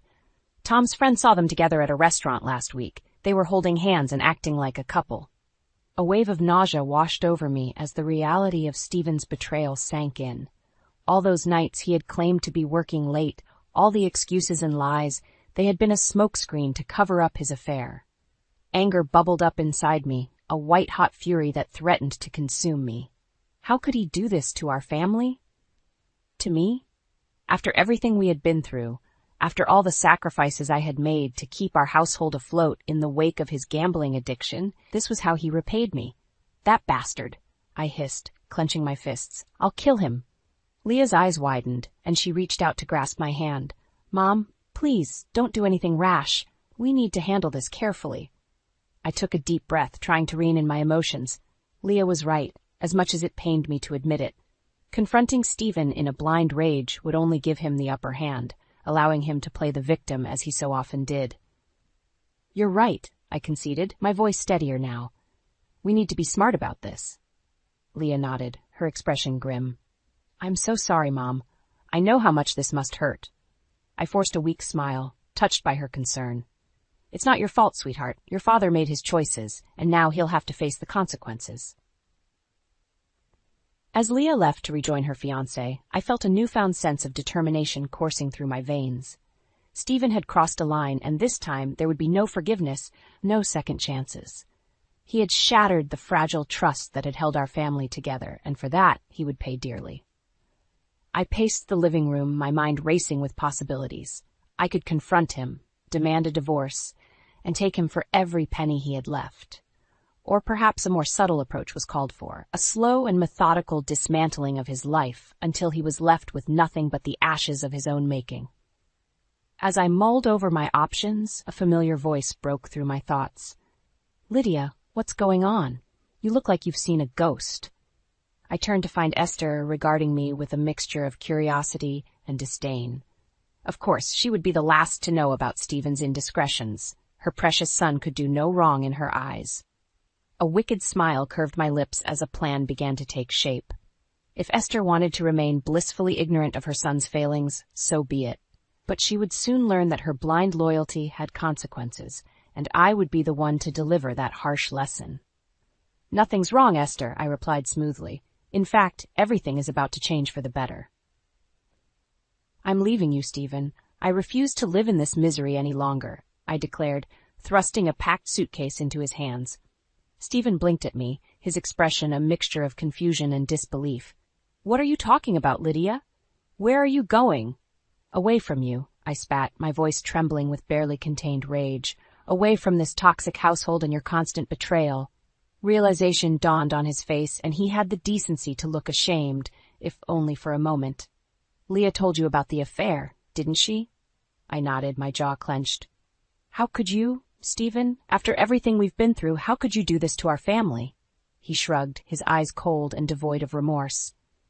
"It just happened, Lydia. You know how things have been between us lately. I needed someone to make me feel alive again." I recoiled as if he had struck me, his callous words cutting deeper than any physical blow. In that moment, I saw him for what he truly was, a selfish, weak man who had sacrificed his integrity and our marriage on the altar of his own desires. "You disgust me," I hissed, my hands balling into fists at my sides. "Get out of my sight before I do something I'll regret." Stephen opened his mouth as if to protest, but the sound of footsteps in the hallway cut him off. Esther appeared, her eyes narrowed with suspicion. "What's going on here?" she demanded, her gaze flickering between us. "Lydia, why are you packing Stephen's things?" I took a deep breath, steeling myself for the inevitable confrontation. "I'm leaving, Esther. Your precious son has been having an affair, and I won't stand for it any longer." Esther's eyes widened, and she turned to Stephen, her expression a mixture of disbelief and fury. "Is this true? Have you been unfaithful to your wife?" Stephen shifted uncomfortably, unable to meet his mother's piercing gaze. "It's complicated, Mom. Things haven't been right between us for a long time." "That's no excuse," Esther thundered, her face flushed with anger. "How dare you bring such shame upon this family?" I watched the exchange with a sense of grim satisfaction, reveling in the sight of Esther's world crumbling around her. For once, her beloved son was the target of her wrath, and I couldn't help but feel a twisted sense of vindication. As Esther continued to berate Stephen, her words laced with venom, I slipped out of the room, leaving them to their bitter recriminations. It was time for me to start anew, to forge a life free from the toxicity that had plagued me for far too long. With a newfound sense of purpose, I gathered what few belongings I needed and made my way to the front door. As I stepped outside, the warm evening air caressed my face, and I inhaled deeply, savoring the taste of freedom. In that moment, I knew that the road ahead would be far from easy. Esther and Stephen would undoubtedly try to claw their way back into my life, using every manipulation tactic at their disposal. But I was ready for them, my resolve hardened by years of enduring their cruelty. As I walked away from the house that had once been my home, I felt a weight lift from my shoulders. The invisible chains that had bound me for so long had finally been broken, and I was free to chart my own course, unencumbered by the burdens of the past. "Mom, Grandma can't handle it. She's asking for you," Adam's voice pleaded weakly over the phone. I couldn't help but smile at the irony of the situation. Esther, the woman who had made my life a living hell for so long, was now desperate for my help. The tables had truly turned. "Is she now?" I replied, keeping my tone even. "And why should I come back to that toxic environment?" There was a pause on the other end of the line, and I could almost picture Adam squirming uncomfortably. "Look, Mom, I know things have been rough, but Grandma is really struggling without you. She can't keep up with the household chores, and Dad is useless." I felt a twinge of satisfaction at the thought of Esther's carefully constructed world crumbling around her. For years, she had lorded over our family, wielding her power like a weapon. Now, she was finally getting a taste of her own medicine. "I'm sorry, Adam, but I can't just come running back at her beck and call," I said firmly. "Your grandmother has made my life miserable for far too long. If she wants my help, she'll have to agree to my terms." Another pause, this one longer. I could sense Adam's hesitation, his loyalty to Esther warring with his desperation for a solution. "What kind of terms?" he finally asked, his voice tinged with resignation. I took a deep breath, steeling myself for the confrontation to come. First and foremost, Esther needs to acknowledge her behavior and apologize for the way she's treated me all these years. No more manipulation, no more cruelty. Adam scoffed, and I could picture the skeptical look on his face. You know Grandma, Mom. She'll never admit she was wrong. Then I guess she'll have to learn to fend for herself, I replied, my tone brooking no argument. I'm done being her punching bag. There was a long silence, and for a moment I thought Adam had hung up. But then, his voice crackled through the line once more.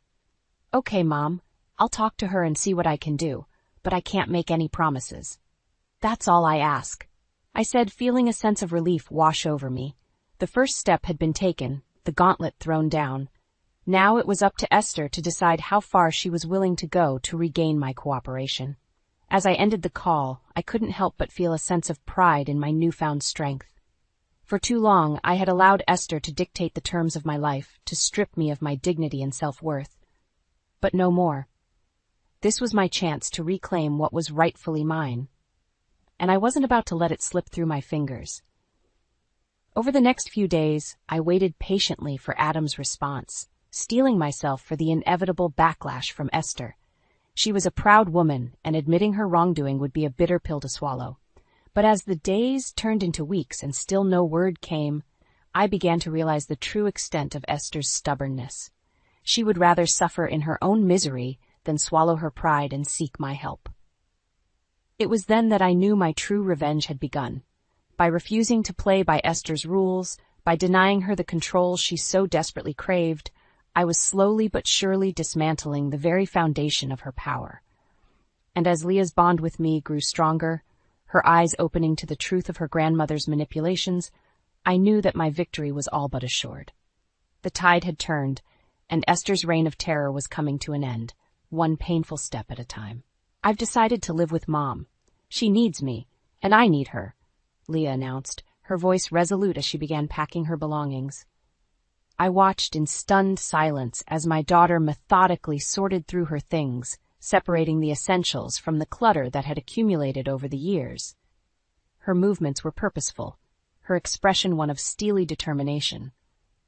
Are you sure about this, sweetheart? I asked, unable to keep the tremor of hope from my voice. Your grandmother won't make it easy for you. Leah paused, her gaze meeting mine with a newfound strength that took my breath away. I'm sure, Mom. After everything that's happened, I can't stay in that toxic environment any longer. It's time I stood up for myself. And for you.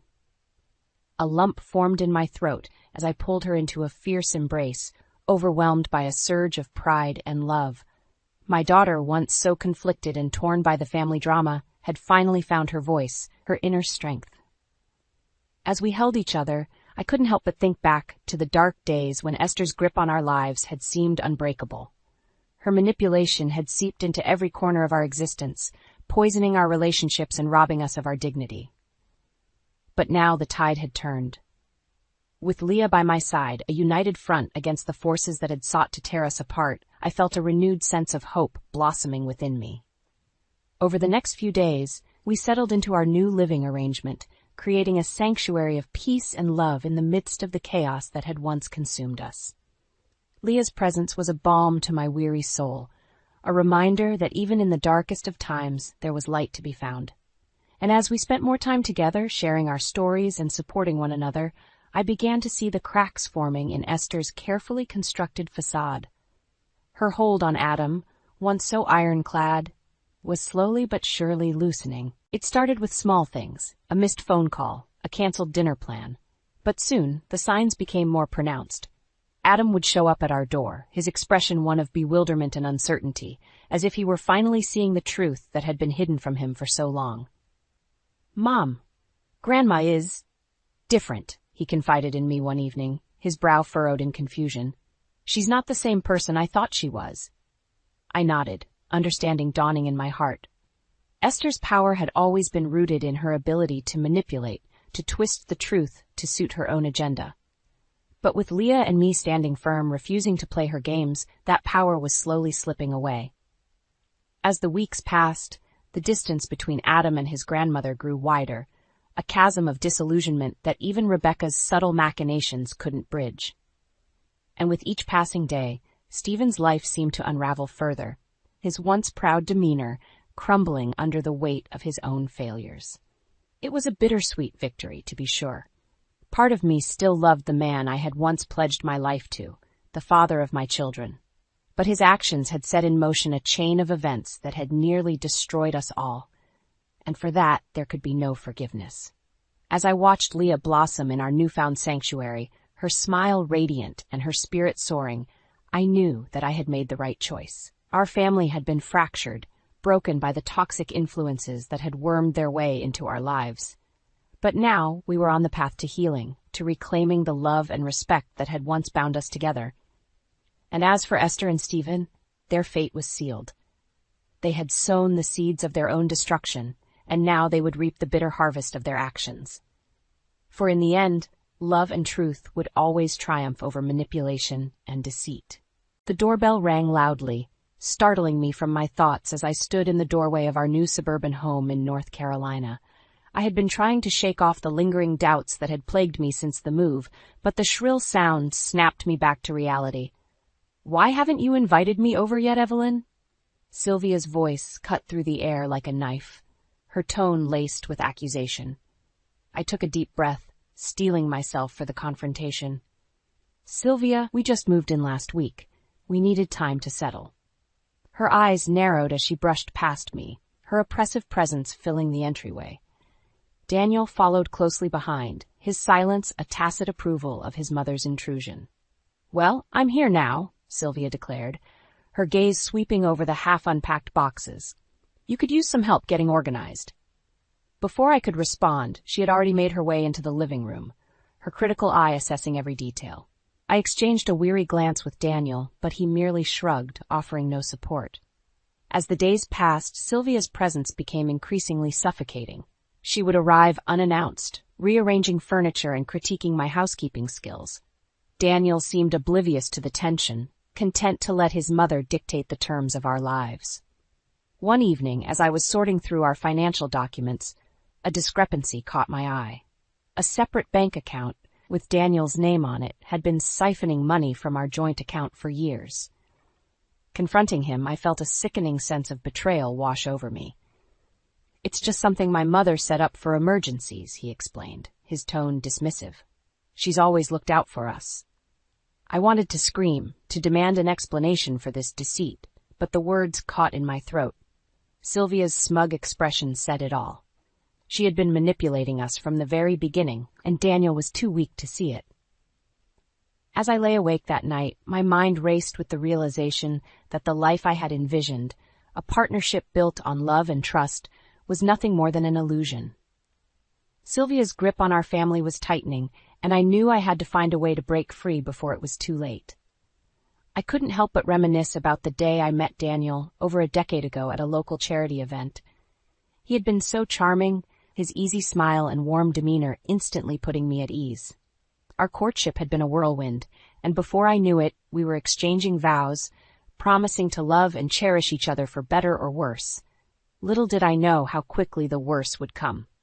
In those early days, Daniel had been attentive and supportive, always making time for me amidst his busy work schedule.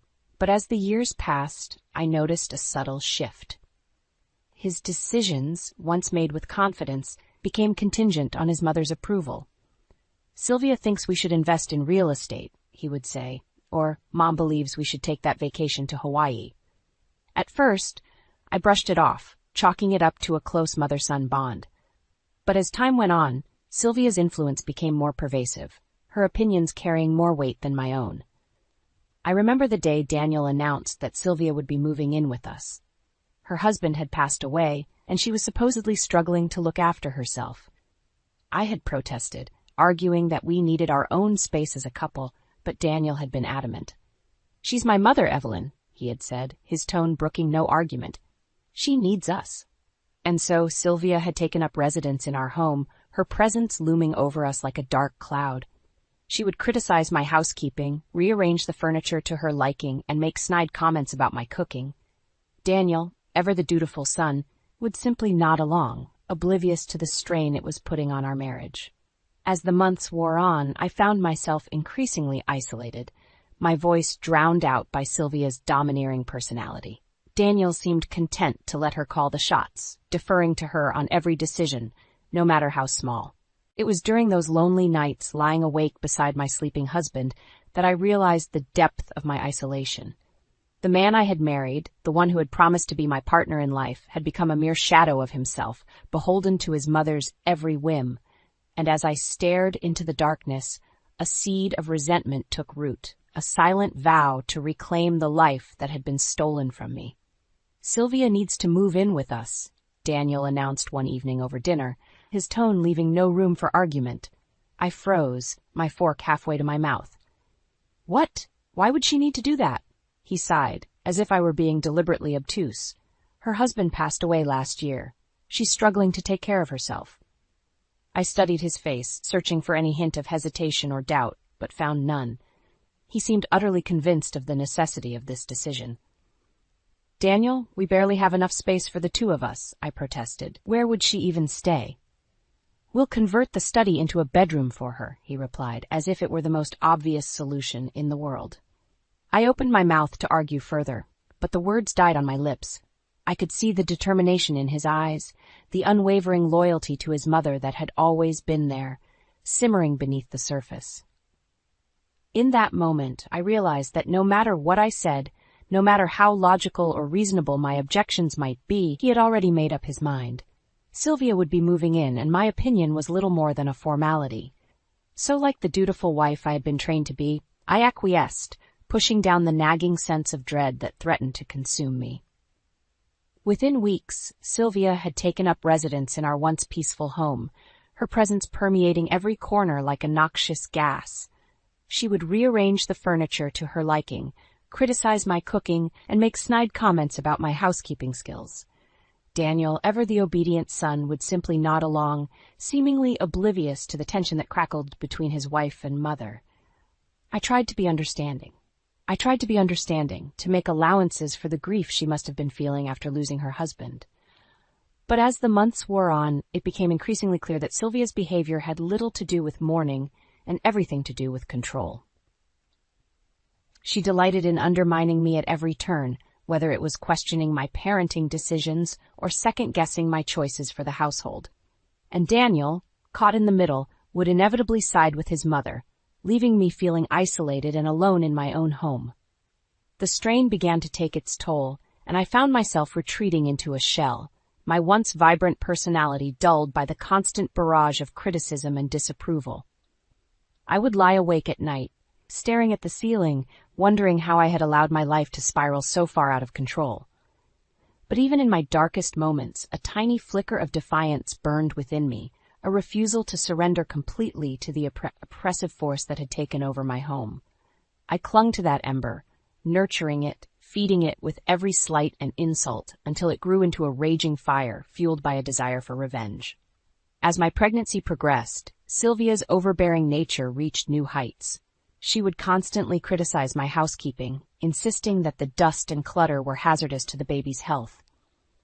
"You need to keep this place spotless," she would chide, her eyes narrowing in disapproval. "A newborn's immune system is so fragile." I would bite my tongue, resisting the urge to remind her that I was the one carrying and nurturing this child, not her. But Daniel would simply nod along as if her words were gospel. In addition to her relentless critiques, Sylvia began making excessive demands on my time and energy. She would insist that I accompany her on endless errands, dragging me from one store to the next, despite my swollen feet and aching back. "It's good for you to stay active," she would say dismissively, waving away my protests. Through it all, Daniel remained steadfastly on his mother's side, blind to the toll her behavior was taking on me. I would plead with him to intervene, to set boundaries with Sylvia, but he would simply shake his head and mutter something about not wanting to upset her. As the due date drew nearer, the stress and strain became almost unbearable. I found myself struggling to sleep, haunted by nightmares of Sylvia snatching my baby away, claiming it as her own. Finally, one evening, the exhaustion and anxiety overwhelmed me. I collapsed in the kitchen, clutching my swollen belly as waves of pain washed over me. Daniel, for once, seemed to grasp the gravity of the situation, and he rushed me to the hospital. The doctors were able to stabilize me, but they warned that I needed to rest and reduce my stress levels if I wanted to carry the pregnancy to term. I knew what that meant. Sylvia had to go. But when I broached the subject with Daniel, he recoiled as if I had struck him. "She's my mother, Evelyn," he said, his voice trembling with emotion. "I can't just kick her out." In that moment, I saw the truth laid bare before me. Daniel would never choose me over his mother, no matter how much I suffered, no matter how much our child was at risk. As I lay in that hospital bed, tears streaming down my face, I realized that my marriage was well and truly over. The only question that remained was how to extract myself from this toxic situation before it consumed me entirely. "You ruined it." Sylvia's shrill voice cut through the air like a knife, her eyes blazing with fury. I turned to see her clutching a shattered porcelain figurine, its delicate pieces scattered across the floor. "What are you talking about?" "My vintage collectible," she spat, her lips curling into a sneer. "You must have knocked it over with your careless cleaning." I opened my mouth to protest, but Daniel stepped between us, his expression grave. "Mother, I'm sure it was just an accident." Sylvia rounded on him, her anger seemingly reignited by his attempt at pacification. "An accident? She's been trying to undermine me from the moment she stepped into this house." As their voices rose in a heated exchange, I felt a strange sense of detachment wash over me. This was it, I realized, the final straw that would break the camel's back. When the shouting finally subsided, Daniel turned to me, his face flushed with exertion. "Evelyn, I think it's time we had a serious discussion about our future." My heart sank as he reached into his briefcase and withdrew a sheaf of papers, the words "legal separation agreement" emblazoned across the top. He slid them across the table towards me, his expression a mixture of resignation and expectation. "You can't be serious," I whispered, my hands trembling as I flipped through the pages. "It's for the best," he said, his voice devoid of emotion. "Mother and I have discussed it at length, and we believe this is the only way to move forward." I stared at him, incredulous. He had already made the decision, already signed the papers, without even consulting me. In that moment, the weight of Sylvia's control over our lives became glaringly apparent. "You expect me to just sign this?" I asked, my voice rising with each word. "To walk away from our marriage without a fight?" Daniel's gaze faltered, and for a brief moment I saw a flicker of doubt cross his features. But then Sylvia stepped forward, her hand on his arm, and the moment passed. "It's for the best, dear," she cooed, her tone sickly sweet. "You'll see that in time." As I looked between their faces, a wave of nausea washed over me. This was no longer my home, no longer my life.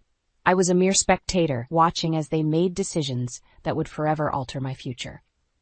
With trembling fingers, I reached for my phone, dialing the one number I knew I could count on in this moment of crisis. "Mom?" I choked out, the tears finally spilling down my cheeks. "I need your help." The drive to my parents' house was a blur, the tears streaming down my face as I clutched the separation papers in my trembling hands. I could scarcely believe that this was my life now, that the man I had once loved had so callously cast me aside at the behest of his manipulative mother. As I pulled into the familiar driveway, the front door swung open, and my mother, Nancy, rushed out to greet me. Her face creased with concern as she enveloped me in a warm embrace, her strong arms offering the comfort and solace I so desperately needed. "It's going to be okay, sweetheart," she murmured, stroking my hair as I sobbed into her shoulder. "You're safe now." My father, John, emerged from the house, his gentle eyes filled with a mixture of sadness and resolve. Without a word, he took the separation papers from my hand, his jaw tightening as he scanned the contents. "That son of a bitch," he muttered, shaking his head in disbelief. "How could he do this to you?" I could only shrug helplessly, the weight of Daniel's betrayal rendering me speechless. But as I looked into the eyes of my parents, I saw a fire ignite within them, a fierce determination to protect me, to help me reclaim the life that had been stolen from me. Over the next few days, Nancy and John became my unwavering pillars of support. They listened patiently as I recounted the years of manipulation and control, their expressions darkening with each new revelation about Sylvia's insidious behavior. "You don't have to put up with this, Evelyn," Nancy said, her voice tinged with a steely resolve that reminded me of her days as a police officer. We're going to help you fight back. And so with their guidance and encouragement, I began to document every instance of Sylvia's interference, every lie and manipulation that had slowly eroded my sense of self. I compiled a dossier of evidence, a damning testament to the toxic dynamic that had consumed my marriage. As the weeks passed, I could feel a newfound strength taking root within me, a determination to not only extricate myself from this oppressive situation, but to ensure that Sylvia and Daniel faced the consequences of their actions. It was then that Nancy suggested a bold move, one that would not only secure my freedom, but also exact a measure of revenge on those who had wronged me. "We need to expose them," she said, her eyes gleaming with a hint of mischief. "Let their friends and colleagues see the truth about their behavior." And so, with a mixture of trepidation and exhilaration, I began to share my carefully curated evidence with Daniel's professional circle, planting seeds of doubt and suspicion that would soon blossom into full-blown scandal. As the rumors swirled and the whispers grew louder, I could feel the weight of Sylvia's control slipping away, replaced by a sense of empowerment that had been long denied to me. I was no longer the victim. I was the architect of their downfall, and the taste of revenge was sweeter than I could have ever imagined. With the support of my parents and the evidence I had meticulously compiled, I made the decision to file for legal separation. It was a process shrouded in secrecy, as I knew that any hint of my intentions would only invite further manipulation and interference from Sylvia and Daniel. As the paperwork wound its way through the legal system, I began making preparations for my new life, a life free from the oppressive grip of my toxic in-laws. I scoured listings for a modest apartment, one that would provide a safe haven for me and my unborn child, far away from the suffocating atmosphere of my marital home. Finally, the day arrived when the separation was official, and I could no longer contain the sense of exhilaration that coursed through my veins. With trembling hands, I drafted a simple letter, informing Daniel and Sylvia of my decision and providing them with the legal documentation. The look on their faces when they received the notice was one I would savor for the rest of my life. Sylvia's eyes widened in disbelief, her mouth contorting into a snarl of rage, while Daniel simply stared at the papers, his expression a mask of stunned resignation. In that moment, I knew that my revenge was already taking shape. The whispers and rumors I had carefully cultivated had already begun to spread like wildfire through their social circles, casting doubt on their once pristine reputations. As the weeks passed, the fallout became increasingly apparent. Friends and colleagues who had once fawned over Sylvia's every word now regarded her with thinly veiled contempt, their eyes narrowed in suspicion. Daniel, too, found himself ostracized, his once promising career prospects dwindling as the truth about his submissive complicity came to light. I watched from the sidelines, a silent observer as their world crumbled around them, the consequences of their actions finally catching up to them. And with each snub, each pointed glare, I felt a sense of vindication, a righteous satisfaction that justice was being served. The day I moved into my new apartment was a momentous occasion, a symbolic shedding of the shackles that had bound me for far too long. As I unpacked my belongings, arranging them in a space that was truly mine, I couldn't help but feel a sense of pride and accomplishment. I had not only reclaimed my independence, but I had also struck a decisive blow against those who had sought to control and manipulate me. Sylvia and Daniel were now pariahs, their once lofty status reduced to ashes by the very flames they had stoked. And as I settled into my new life, surrounded by the love and support of my parents, I knew that this was just the beginning. The road ahead would be long and challenging, but I was ready to face it head-on, fortified by the knowledge that I had emerged victorious from the shadows that had once threatened to consume me. I had scarcely settled into my new apartment when the doorbell rang, shattering the peaceful silence. Peering through the peephole, I felt my heart lurch as I recognized the familiar figures of Sylvia and Daniel standing on my doorstep. Steeling myself, I unlatched the door and swung it open, meeting their gazes with a calm defiance that belied the turmoil churning within me. "What do you want?" I asked, my voice steady and unwavering. Sylvia's eyes narrowed, her lips curling into a sneer. "You think you can just walk away from us? From your family?"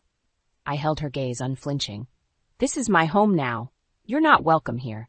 Daniel stepped forward, his expression a mixture of desperation and pleading.